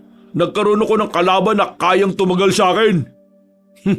Mukhang matagal ka na palang nakaranas ng mga ganitong laban ha. Nakakaya ka. Ako, ngayon pa lang. Pero pinahirapan ka na ng isang baguhan. Tumigil ka! Hindi ko pakikinggan ang mga sasabihin mo. Papatay na lang kita! Muling umatake si Jose, pero agad din namang nailagan yun ni Greg. Nang makakuha ng tamang pagkakataon ng binata, agad niyang pinadapo ang kamao niya sa tiyan ng kanyang kalaban. Namilipit sa sakit si Jose. Nakaramdam nito ng sakit kaya sandali itong natigilan. O bakit? Anong problema mo? Ang saya-saya ko ngayon! Ang ganda ng laban! Salamat ha! Kasi binigyan mo ako ng ganitong uri ng laban. Huwag kang matuwa. Ito na ang huling sandali mo. Tila naging bato-bato ang katawan ni Jose. Umumbok ang mga braso nito. Mas lumaki ang katawan kumpara nung una. Pero kahit na ganon, hindi man lang kinabahan si Greg. Nangingibabaw na kasi sa kanya ang lakas na ipinagkaloob sa kanya ni Raya. Hoy aswang! Kapag natalo kita sa laban na to, sasabihin mo na sa akin kung nasaan si Raya ha? Pero kapag ikaw ang natalo ko, kakainin ko ang dalawang kasama mo at magiging asawa ko pa ang diwata na yon. Tapusin na natin ang laban na to, Jose. Masyado nang mahaba ang oras natin eh. Kung yan ang gusto mo, tara! Muling gumapang na mabilis ang lalaking si Jose. Tumalon nito ng mataas. Pagbagsak nito, nagawang makaiwas ni Greg. Nakakita ng tamang pagkakataon ng binatang albularyo. Kinuha na ni Greg ang itak sa lapag. Mabilis niya itong itinarak sa tagiliran ni Jose. Nangugutin niya yon, ay binira naman niya ito sa hita. Napahiga na ang aswang at tinulak na si Greg sa liig ng itak. Wala kang pag-asang manalo ngayon. Kaya sabihin mo na sa akin kung nasan si Raya. Tingin mo, kakayanin mo si Inang? Wala ka ba sa kalingkigan niya? Hindi ka rin makakapantay sa kanya. Tama na, Daldal. Sabihin mo na kung nasan si Raya. Diretso niyo ang abandonadong daan na to. Sa pinakadulo nito, meron kayong makikitang lugar. Yan ang lugar naming mga aswang. Pumasok kayo doon para hindi na kayo makalabas pa ng buhay. Doon na kayo mamamatay. Ang dami mo pong sinasabi. Yeah! Tinuluyan na ni Greg si Jose. Namatay ang aswang na nakadilat ang mga mata. Nang masiguro ni Greg na natalo na nga niya ang aswang na yon, nakahinga na rin siya na maluwag. Maya-maya lang, dumating na rin ang dalawa. Ang galing mo talaga, pre. Kakaiba ka. Hoy, sabi mo nga sa akin, aswang ka rin ba kagaya nila? Bakit kakaiba bilis mo? Bakit pareho kayo maliksi? Tigas talaga ng bungo nito eh. Sinabi nang hindi aswang si Greg. May kakaibang lakas lang siya na binigay ng isang diwata. Diwata? Nasaan yung diwatang yon? Gusto ko makita yung diwatang yon. Isa lang kasi yung diwatang nakita ko si Raya. Tolits, bumalik na kayo. Mapanganib ang gagawin ko. Tutuloy ako para kunin si Raya. Pre, kakasabi lang ng aswang kanina, di ba? Lugar nila ang lugar na pupuntahan mo. Ibig sabihin, maraming aswang doon. Mamamatay ka ron kung mag-isa ka. Yatid mo na yung matandang yan. Magiging pabigat lang yan eh. Wow Ako pa magiging pabigat Kung hindi nyo sana inistorbo yung bembangan namin ni Jessie, di sana hindi nyo ako kasama ngayon. Kung hindi naman namin kayo nakita, baka aswang ang nakakita sa inyo. Magpasalamat ka na nga lang kasi kami ang unang dumating Ayoko nang marinig ang mga sinasabi mo. Muwi ka na. Tolits, atid mo na to. Huwag na kayong dumaan sa kuweba Dito, parang may daan dito pa ikot Kailangan nyo lang akyatin. Ang Danilo, umuwi ka na mag-isa. Sasamahan ko ang kaibigan ko. Biglang napaisip ang matandang lalaki. Batid nitong maaari pa rin siyang mapahama kapag bumalik siya. Kaya kahit na hindi nito kasundo si Greg, ibinaba na lamang nito ang pride nito. Hoy Greg, pwede bang sumama na lang din ako? Natatakot ako kung uuwi ako na mag-isa Baka mahala pa ako ng mga aswang. Narinig mo naman siguro kanina, di ba? Magiging pabigat ka lang. Wala kang iaambag sa amin. Sige, sumama ka. Pero kapag may nangyaring masama sa'yo, hindi ka namin pananagutan Naintindihan mo? Pre, sigurado kayo sasama natin? Kailangan natin ng ipapain mamaya. Kaya isama na rin natin to. Kung sa bagay, tama ka nga. Anong pain ang sinasabi nyo? Hindi na nagsalita pa si Greg. Naglakad na rin ito at sumunod naman si Tolits at Mang Danilo. Hindi alintana ang kadiliman. Tinahak nila ang daan. Hindi na nakakaramdam ng takot si Greg sa mga sandaling ito. Ramdam na ramdam pa rin kasi niya ang enerhiya sa buo niyang katawan. Habang si Tolits at Mang Danilo naman, hindi maiwasang hindi kabahan. Sa uri ng lugar na tinatahak nila, hindi malabong bigla na lamang may lumabas na aswang para atakihin sila. Sandali lang. Masakit na pa ako kakalakad. Kanina pa tayo naglalakad 1 oras na rin. Malayo pa ba? Yan na nga ba sinasabi ko Reklamo ka ng reklamo O sige, magpahinga na muna tayo. Umupo sila sa gilid ng kalsada. Sinuyod ni Greg ng tingin ang paligid. Ganun na ganun ang mga lugar na napapanood niya sa pelikula. Hindi niya inakala na malalagay din pala siya sa ganoong uri ng sitwasyon. Huminga na lamang ng malalim si Greg. Naisip na naman niya ang babaeng si Raya. Nag-aalala na siya sa kaligtasan ng dalaga. Pinapanalangin na lang niya sana manatiling ligtas ang babaeng minamahal niya. Napahawak si Greg sa kanyang dibdib. Aminado na siya ngayon na tama ang nararamdaman niya kay Raya. Hindi na niya ito may tatago. Total, nagpapahinga na lang din naman tayo. May tatanong na lang ako sa iyo, Mang Danilo. Wow Close ba tayong dalawa? Hindi. Pero kapag iniwan ka namin dito, magiging close tayo bigla. Ito naman, Ano bang itatanong mo? Bakit bang manyak-manyak mo? Hindi ko rin alam eh. Basta kapag nakakakita ako ng magagandang babae, parang bigla akong nabubuhayan eh. Kaya siguro hindi ka nagkakaroon ng asawa eh, ano? Hindi naman talaga ako nag-asawa.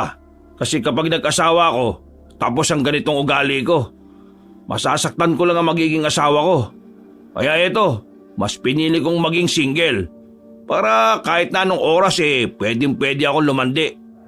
Pwede kong ikama kahit na sino. Hanip din pala ang mindset mo eh, no?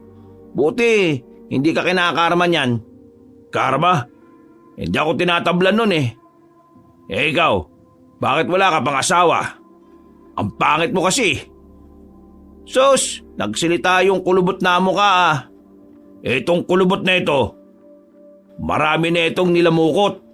Sus, kung ako sa'yo, gumawa ka na ng kabutihan. Kunting panahon na lang ay tatagal mo, manyakis ka pa rin. Eh magbabago na nga sana ako eh. Natagpuan ko na yung babaeng mamahalin ko ng totoo. Ang kaso, namatay naman siya kanina. Ha? Kasintahan mo yung babaeng yon? Sa lahat ng babaeng nakipaglandian sa akin, siya lang naman ang sineryoso ko eh. Mahal niya ako kahit na matanda na ako. Kahit wala akong binabayad na pera sa kanya, mahal niya ako. Pero sadyang malupit sa akin ang tadhana eh. Ayaw yatang magbago ako. Yan ang karma mo. Sabi mo hindi ka tinatablan ng karma. Isang malalim na paghinga na lamang ang nagawa ng matandang si Danilo. Itong unang pagkakataon na napansin ni Greg na parang tumino ng bahagya ang matanda. May konting panahon ka pa naman sa mundo eh. Pwede ka pang magbago. Bakit ba kung magsalita kayo eh para ngayon na ako mamamatay? Eh depende. Malay mo, pagdating natin sa lugar ng mga aswang eh, mauuna ka na pala. Napalunok na lang ng laway ang matandang si Mang Danilo. Maya-maya lang din ay nagpatuloy na rin sila sa kanilang paglalakad. Mahaba-haba pa ang kanilang tinahak. Pero makalipas lang ulit ang isang oras, nakita na nila ang isang maliwanag na komunidad. Tila buhay na buhay sa malayuan. Sa unang tingin, para lang itong normal na lugar. Pero kapag naaalala ni Greg ang sinabi sa kanya ng nakalabang aswang, hindi niya maiwasang hindi kabahan. Batid niya na sa oras na humakbang sila patungo roon, nasa hukay na ang kabilang paan nila. Ano nang gagawin natin ngayon? May sinasabi yung nakalabang ko kanina. Inang ang tinuturing nilang pinuno. Hindi tayo dapat maging kampante. Wala tayong ideya sa inang na yun eh. Kaya dapat mag-ingat tayo sa mga kilos natin. Sige, dito na muna tayo. Oobserbahan muna natin ang lugar. Mag-iisip tayo kung paano natin hahanapin si Raya dyan. Sa ngayon, samantalahin natin ang oras na ito para makapagpahinga. Mukhang hindi na tayo makakalabas ng buhay sa lugar na yan ah. Baka hindi ko na masimulan ng pagbabago ko. Huwag ka masyado mag-isip ng negatibo. Mas lalo tayong hindi makakausad kung matatakot tayo eh. Sa aming mga albularyo, kapag palagi mong iniisip yung negatibong resulta, wala kang magagawang epektibong gamot. Kaya ang ginagawa ko, iniisip ko na magiging maayos ang lahat. Ang kailangan ko lang, magtiwala. Yun ang ginagawa ko sa kahit saang bagay. O yan, may natutunan ka na naman. Hindi yung puro susot puwet na lang ng babae ang nasa isip mo. Isang oras na silang naghintay. Kahit na basang-basa pa ang kanilang suot na natili sila roon. Tumila na rin naman ang ulan, pero hindi pa rin sila nakakabuo ng matinong plano. Dito lang kayo. O bakit? Ano na naman ang gagawin mo, pre? Susubukan kong makalapit. Mabilis naman ako eh. Kaya kung sakaling makahalata sila, mabilis din ako makakaalis. Kailangan ko makapagmasid ng mas malapit. Meron ako naisip na paraan para makapasok kayong dalawa sa lugar na yan nang hindi nila napapansin. Ano naman paraan? Gawin niyo akong pain. Uy, nagbibiro lang si Greg kanina. Bakit mo naman sineryoso? Kahit hindi niya sabihin, ito pa rin ang unang ideya na papasok sa utak ko. Kailangan natin itong subukan. Paano natin gagawin yan? Lalapit ako sa lugar nila. Magpapanggap akong baliw na naliligaw. Pupukawin ko yung atensyon nila. Kapag nasa akin ang atensyon ng mga yan, gumawa na kayo ng paraan para makapasok. Ako naman, mas gagawa ako ng eksena para mapilitan silang asikasuhin ako. Kapag nakuha nyo na si Raya, mauna na kayo. Paano kung patayin ka nila? Ang sabi nila, ang mga aswang, hindi basta-basta kumakain ng matanda. Kumbaga, bulok na ang laman loob ng mga nasa edad ko. Hindi nila ako pagkakainteresan. Una nilang iisipin, paano ako nakarating sa lugar nila. Pero dahil nga nagpapanggap akong baliw, iisipin nilang naligaw lang ako. Kung sakali mang pumalpak ang ideya ko at patayin nila ako, tanggapin na lang natin. Kahit na mukhang alanganin ang naisip ng matandang si Danilo, sinubukan na lang ni Greg ang pagkatiwalaan nito. Positibo ang kanyang pananaw sa pinaplano nila. Kaya na makabuelo sila, sinimulan na rin nila ang kanilang binabalak. Palihim silang lumapit. Nang ilang metro na lang ang distansya nila, naunang lumabas ang matandang lalaki. Nilagyan pa nito ng putik ang mukha at ilang parte ng katawan. Bago makalapit, nagbaliw-baliwan na si Mang Danilo. Kung ano-ano ang mga sinasabi nito para lang maging kapani-paniwala ang ginagawa. Ganap na ganap ah. Parang sanay na siya. Pare, seryosohan na to. Mag-focus ka na. Pinanood lamang nila ang ginagawa ni Mang Danilo. Nang makita nilang nakapasok na yun sa arko ng lugar, narinig na lamang nilang sumigaw ang matanda. Nasaan si Jessie? Mahal ko Jessie! Nasaan ka na? Oh, nagsaing ka na ba? Aba, anong lugar to? Teka, nasa Amerika na yata ako eh. Hoy, lalaki! Kilala mo ba si Mario? Kilala mo? Sinong nakakakilala kay Mario? Kilala niya si Jessie. Kilala nating lahat.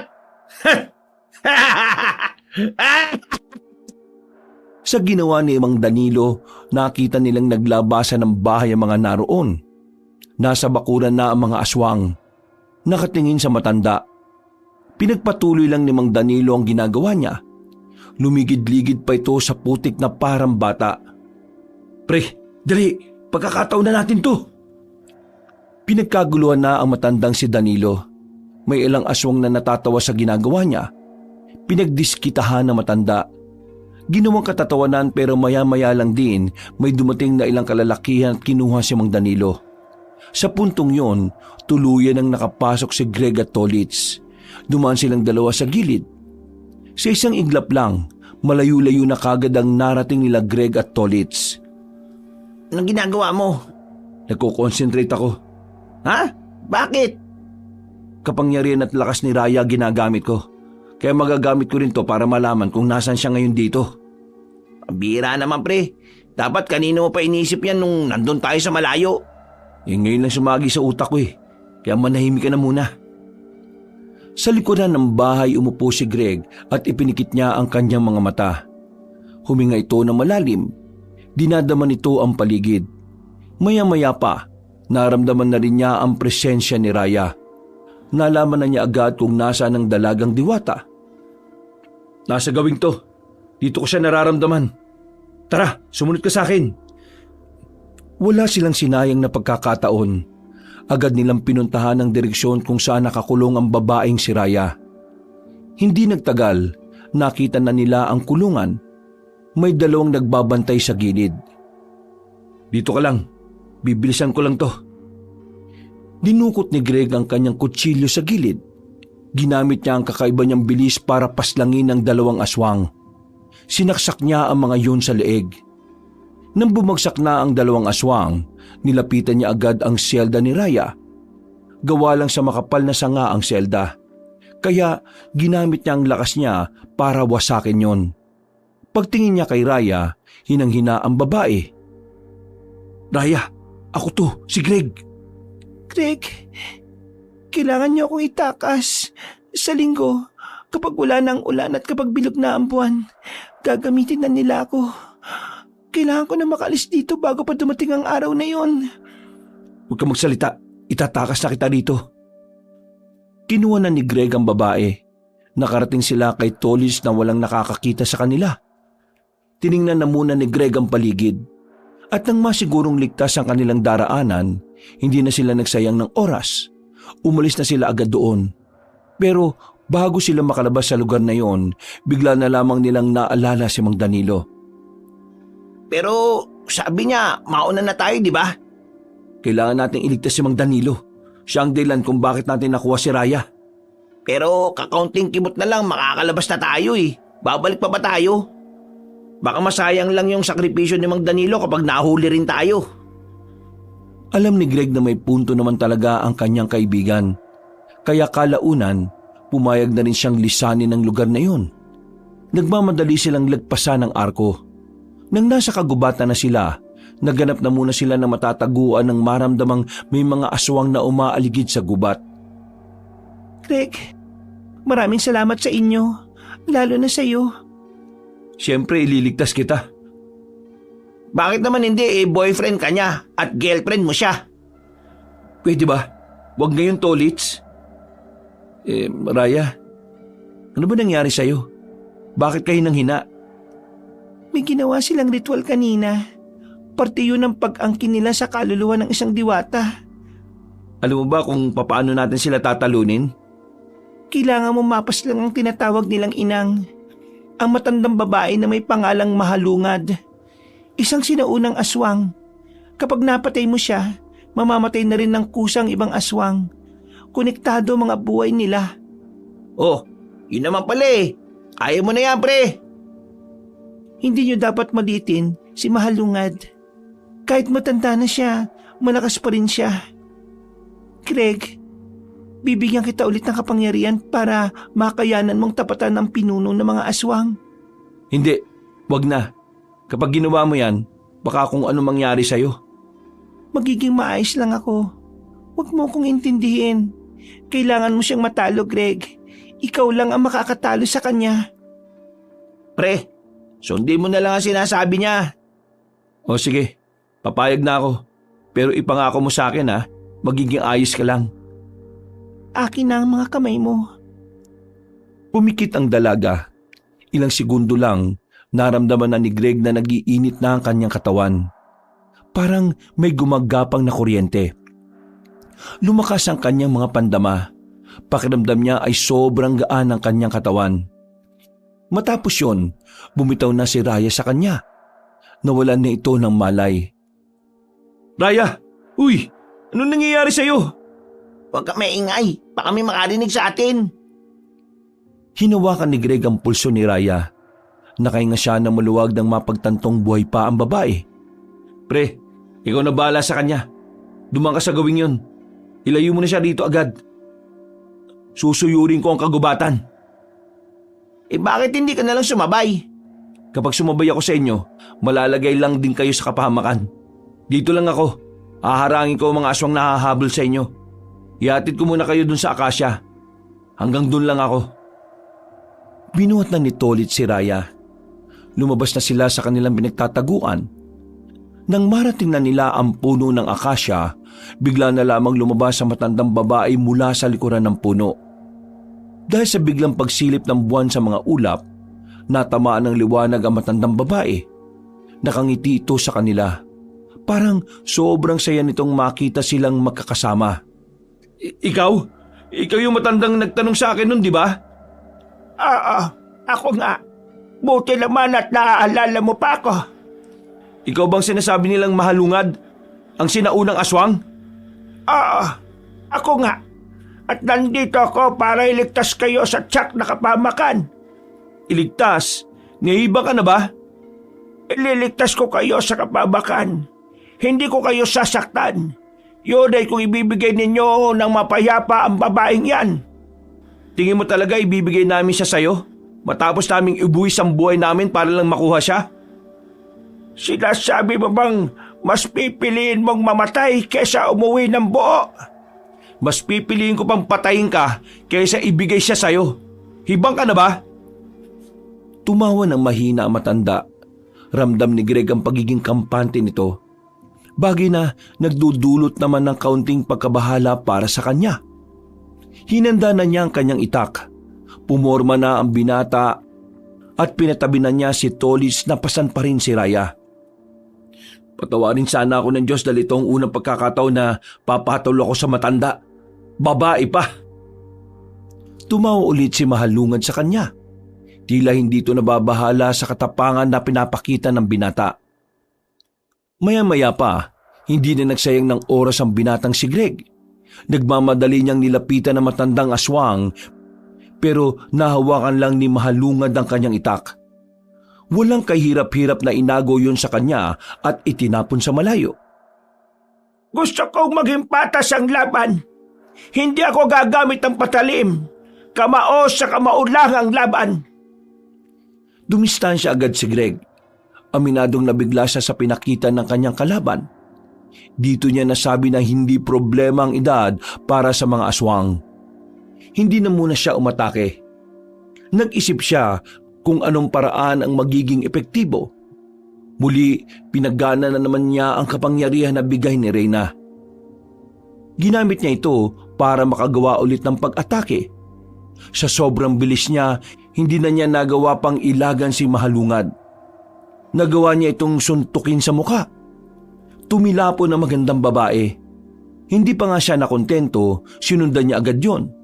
Ang kaso, madaling nakabangon na matanda. Nakatayo ito agad na parabang walang nangyari. Binibigyan pa kita ng isa pang pagkakataon. Ibalik mo na sa akin na mapayapa ang babaeng yan. Hindi ko kayo sasaktan. Kung talagang malakas ka, kukunin mo siya sa akin nang hindi nagpapaalam. Ang kaso, hindi ka malakas eh. Alam mong magiging hadlang din ako sa'yo, kaya gusto mong idaan sa maayos na usapan. Pwes, pasensyaan tayo. Ako magiging hadlang sa gusto mong mangyari. Hindi mo ako naiintindihan. Wala akong dapat intindihin. Baluktot ang katwiran mo eh. Humanda ka ngayon. Susunod ka na sa lalaking si Jose. Ano nangyari kay Jose? Anong nangyari sa kanya? Eh di pinaslang ko siya dahil sinubukan niya kaming... Pinaslang mo ang pinagkakatiwalaan ka? Kahit sinong pinagkakatiwalaan mo, basta aswang, papaslangin ko. Nakita na lamang ni Greg na nanggigigil na ang matandang babae. Unti-unti na itong nagbago ng anyo. Ang kuba niyang likod ay bigla na lang tumuwid. Dumami ang buhok nito sa katawan. Lumaki rin ang mga muscle nito. Malayong malayo na ito sa matandang nakaharap niya. Para itong isang lalaki. At ang mas nakakakilabot pa sa itsura nito ay ang isang sungay na lumabas sa kaliwang parte ng ulo nito. Binigyan mo ako ng bagong dahilan para gawin ito. Humanda ka ngayon! Hindi tumugon si Greg. Inihanda niya lang ang kanyang sarili. Pagkatapos umangil ni Mahalungad, umatake na ito ng mabilis. Nakita na lamang ni Greg na nasa harapan na niya ang matanda. Hinawakan siya nito sa kwelyo at tinambalo sa puno. Dahil sa kapangyarihan na tinataglay ng kanyang katawan ay nakabangon naman siya kagad. Pero pagtingin ni Greg sa kalaban niya, nakita niyang nasa harapan niya yun ulit. Sinipa niya ito sa muka. May hilo-hilo siyang dumistansya. Napatukot pa siya sa katawan ng isang puno. Isa ka lamang mortal! Ang lakas naman ng loob mo na humarap sa maalamat na aswang na kagaya ka! Ganyan na ganyan din ang sinabi sa akin ni Jose. Pero ngayon, pinapapak na siya ng mga uod. Ngayon, ikaw ang papapakin. Pero hindi mga uod ang uubo sa'yo. Mga aswang! Muling umatake ang matandang si Mahalungad. Hindi yun magawang ilaga ni Greg. Masyado yung mabilis. Hindi niya mabantayan ang kilos nito. Kaya wala pang 10 minuto, bugbog na ang katawan ng binata. Pre, kaya mo yan. Isipin mo na lang na kailangan mo talunin na matandang yan kasi magpapakasal pa kayo ni Raya. Sa sinabing yun ni Tolitz, tila nagkaroon ng bagong dahilan si Greg para mas tibayan ang sarili niya. Huminga siya ng malalim at saka sinubukang ikondisyon ng sarili. Kaso pagbangon niya, nasa harapan na niya si Mahalungad. Sinipa niya ito sa likod kaya napadapa siya ulit. Sa nakikita ni Greg, ramdam niya na pahihirapan muna siya ni Mahalungad hanggang sa tuluyan siyang mamatay. Ipapadama sa kanya ang sakit at paghihirap. Hindi na siya nakakuha pa ng tamang pagkakataon para umatake. Parang alam na matanda ang mga susunod niyang galaw. Pero may naisip siyang ibang paraan. Ano bang gagawin niyo kay Raya? Tila kumalma ang matandang babae. Naramdaman ni Greg na kakagat ang kalaban niya sa gagawin niyang plano. Siya ang susi para mapatagal ng aswang ang pananatili sa mundong ito. Kung papayag na akong ibigay siya sa'yo, paano ko makakasiguro na palalayain mo kaming dalawa ng kaibigan ko? Uy, buwang! Anong pinagsasabi mo? Isusuko mo na lang basta si Raya? Pre, wala na tayong magagawa pa. Hindi ko siya kaya eh. Hindi sapat ang binigay ni Raya na kapangyarihan sa akin. Pero akala ko ba ilalaban mo ng patayan si Raya? Anong nangyari sa tapang mo? Hindi ko kilala si Raya. Ayoko masira ang pinundar ko bilang albularyo dahil sa isang problema na una sa lahat hindi naman ako sangkot. Siraulo ka pala talaga eh. Tama na ang drama. Ibigay niyo sa akin ang babae, tutupad ako sa usapan at patatakasin ko na kayo. Hindi pwede. Huwag ka namang gulo. Ito lang ang tamang paraan. Wala nang iba. Hindi ako makapaniwala. Marahan na inilapag ni Tolits ang dalaga sa lupa. Naglalapitan na yon na matandang aswang, sinamantala ni Greg ang pagkakataon. Agad niyang pinaggana ang kanyang kapangyarihan. Inipon niya ang lakas niya sa kanang kamao. Mabilis siyang nakalapit kay Mahalungad. Sinuntok niya yon sa tiyan. Sa lakas ng suntok, lumikapa ito ng malakas na hangin. Sa ginawang yun ni Greg, kitang-kita kung ano ang naging epekto nito sa kalaban niya. Napaluhod ang isang tuhod ni Mahalungad. Bigla itong hiningal. Sinusubukan nitong tumayo pero bumagsak lang din ang isa nitong tuhod. Ang lakas ng loob mong linlangin ka! Anong tingin mo sa akin, tanga? Hindi ko susuko ang babaeng mahal ko sa isang kagaya mo. Gagawin ko lahat para lang mailigtas siya. Kahit na ikamatay ko ba? Hindi ko rin nahayaan na mauwi sa lahat ang mahalagang panahon ng paghihintay naming mga aswang. Kaya ako ang magtatagumpay sa laban na ito. Muling tumayo si Mahalungad. Gegewang-gewang na itong lumapit kay Greg.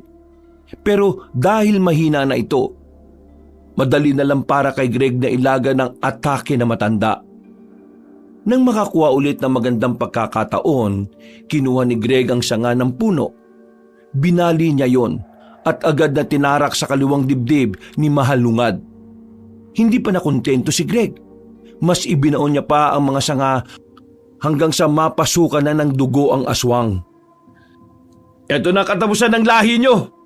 Makakapagpahinga na kayong lahat at wala na rin kayo mabibiktima mga tao. Hinugot ni Greg ang sanga at tuluyan ng tumumba si Mahalungad. Ang hugot na tuluyan nang natalo mga aswang. Ang galing mo talaga. Buti na lang talaga na-gets ko kaagad yung pakulo mo eh. Kilala kasi kita pre. Alam kong hindi mo basta isusuko ang babaeng pinakamamahal mo. Tapos na trabaho natin dito. Kailangan na nating umuwi. Aalis na sana sila nang biglang may marinig silang paparating. Napatigil sila at muling kinuha ni Greg ang sanga. Pero si Mang Danilo ang lumabas mula sa dilim. Oo, kalma. Ako lang to. Akala namin aswang eh. Paanaw ka na sana. Mabuti naman at nakaligtas ka. Anong nakaligtas? Tinapon nila ako sa bangin. Buti mababa lang. Nakakapit ako. Mga lintik na aswang yan. Ayaw nga nila sa matanda. Lalo na't akala nila baliw. Teka. Patay na ba yan? Tapos na ang laban. Nanalo tayo. Ngayon, kailangan na lamang nating uwi si Reyna para makapagpahinga na maayos. Nakauwi sila ng ligtas sa kanilang baryo. Masaya naman silang sinalubong ni Kapitan Roque. Kinabukasan, pinakalat ng kapitan na ang grupo ni Greg ang tumalo sa mga aswang. Marami ang humanga sa ginawa nila, pero ang pinakamagandang papuri na narinig niya ay mula kay Raya. 3 araw ang nakalipas, bumalik na rin ang sigla ng dalaga, pero ang kapangyarihan nito ay hindi pa rin nakakabalik sa katawan nito. Bagay na ipinagtataka ni Greg. Pero sa kabilang banda, ipinagpasalamat na rin niya. Alam niya kasing kapag nagkaroon na ulit ng kapangyarihan si Raya, magagamit na ng babae ang medalyon para buksan ang lagusan. Maraming salamat sa pagligtas mo sa akin, Greg. Kung hindi dahil sa'yo, wala na ako ngayon. Pasalamatan mo sarili mo, no? Kung di dahil sa kapangyarihan mo hindi na naman kita maililigtas. Pero hindi pa ba nabalik yung kapangyarihan mo? Hindi na yun babalik. At bakit? Kapag ang kapangyarihan ng isang diwata ay naipasa sa tao, hindi na yun babalik. Ipinasa ko na lahat sa'yo, Greg. Ha? Bakit mo naman ginawa yun? Hindi ka na nga makakabalik sa inyo eh. Paano mo magagamit ang medalyon kung nasa akin na ang kapangyarihan na dapat ay nasa iyo? Kinuha ni Raya ang medalyon. Hindi ito nagdalawang isip na itapon sa tubig at ipaanod yun. Oh, bakit mo ginawa yun?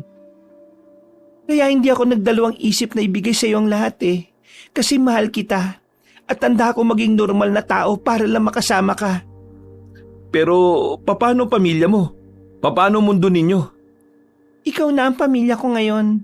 Ikaw na ang kapalaran na pinili ko. Kaya magiging masaya ko. Ginawa mo yun para sa akin? Dahil itinaya mo na rin ang buhay mo para sa akin. Maraming salamat, Raya. Pangako, ipaparamdam ko ang pagmamahal na karapat-dapat para sa'yo. Mahal kita, Greg. Sandaling nagali ka ng dalawa at napangiti sa isa't isa. Mula noon, nagsama na ang dalawa bilang magkatuwang sa buhay. Masaya si Greg sa bagong buhay na meron siya. Hindi niya kasi inakala na darating ang panahon na muli siyang magmamahal. Walang pakialam si Greg kung ano man ang pinagmula ng babae. Poprotektahan niya ito hindi lamang sa mga aswang, pati na rin sa lahat ng nilalang. Wakas,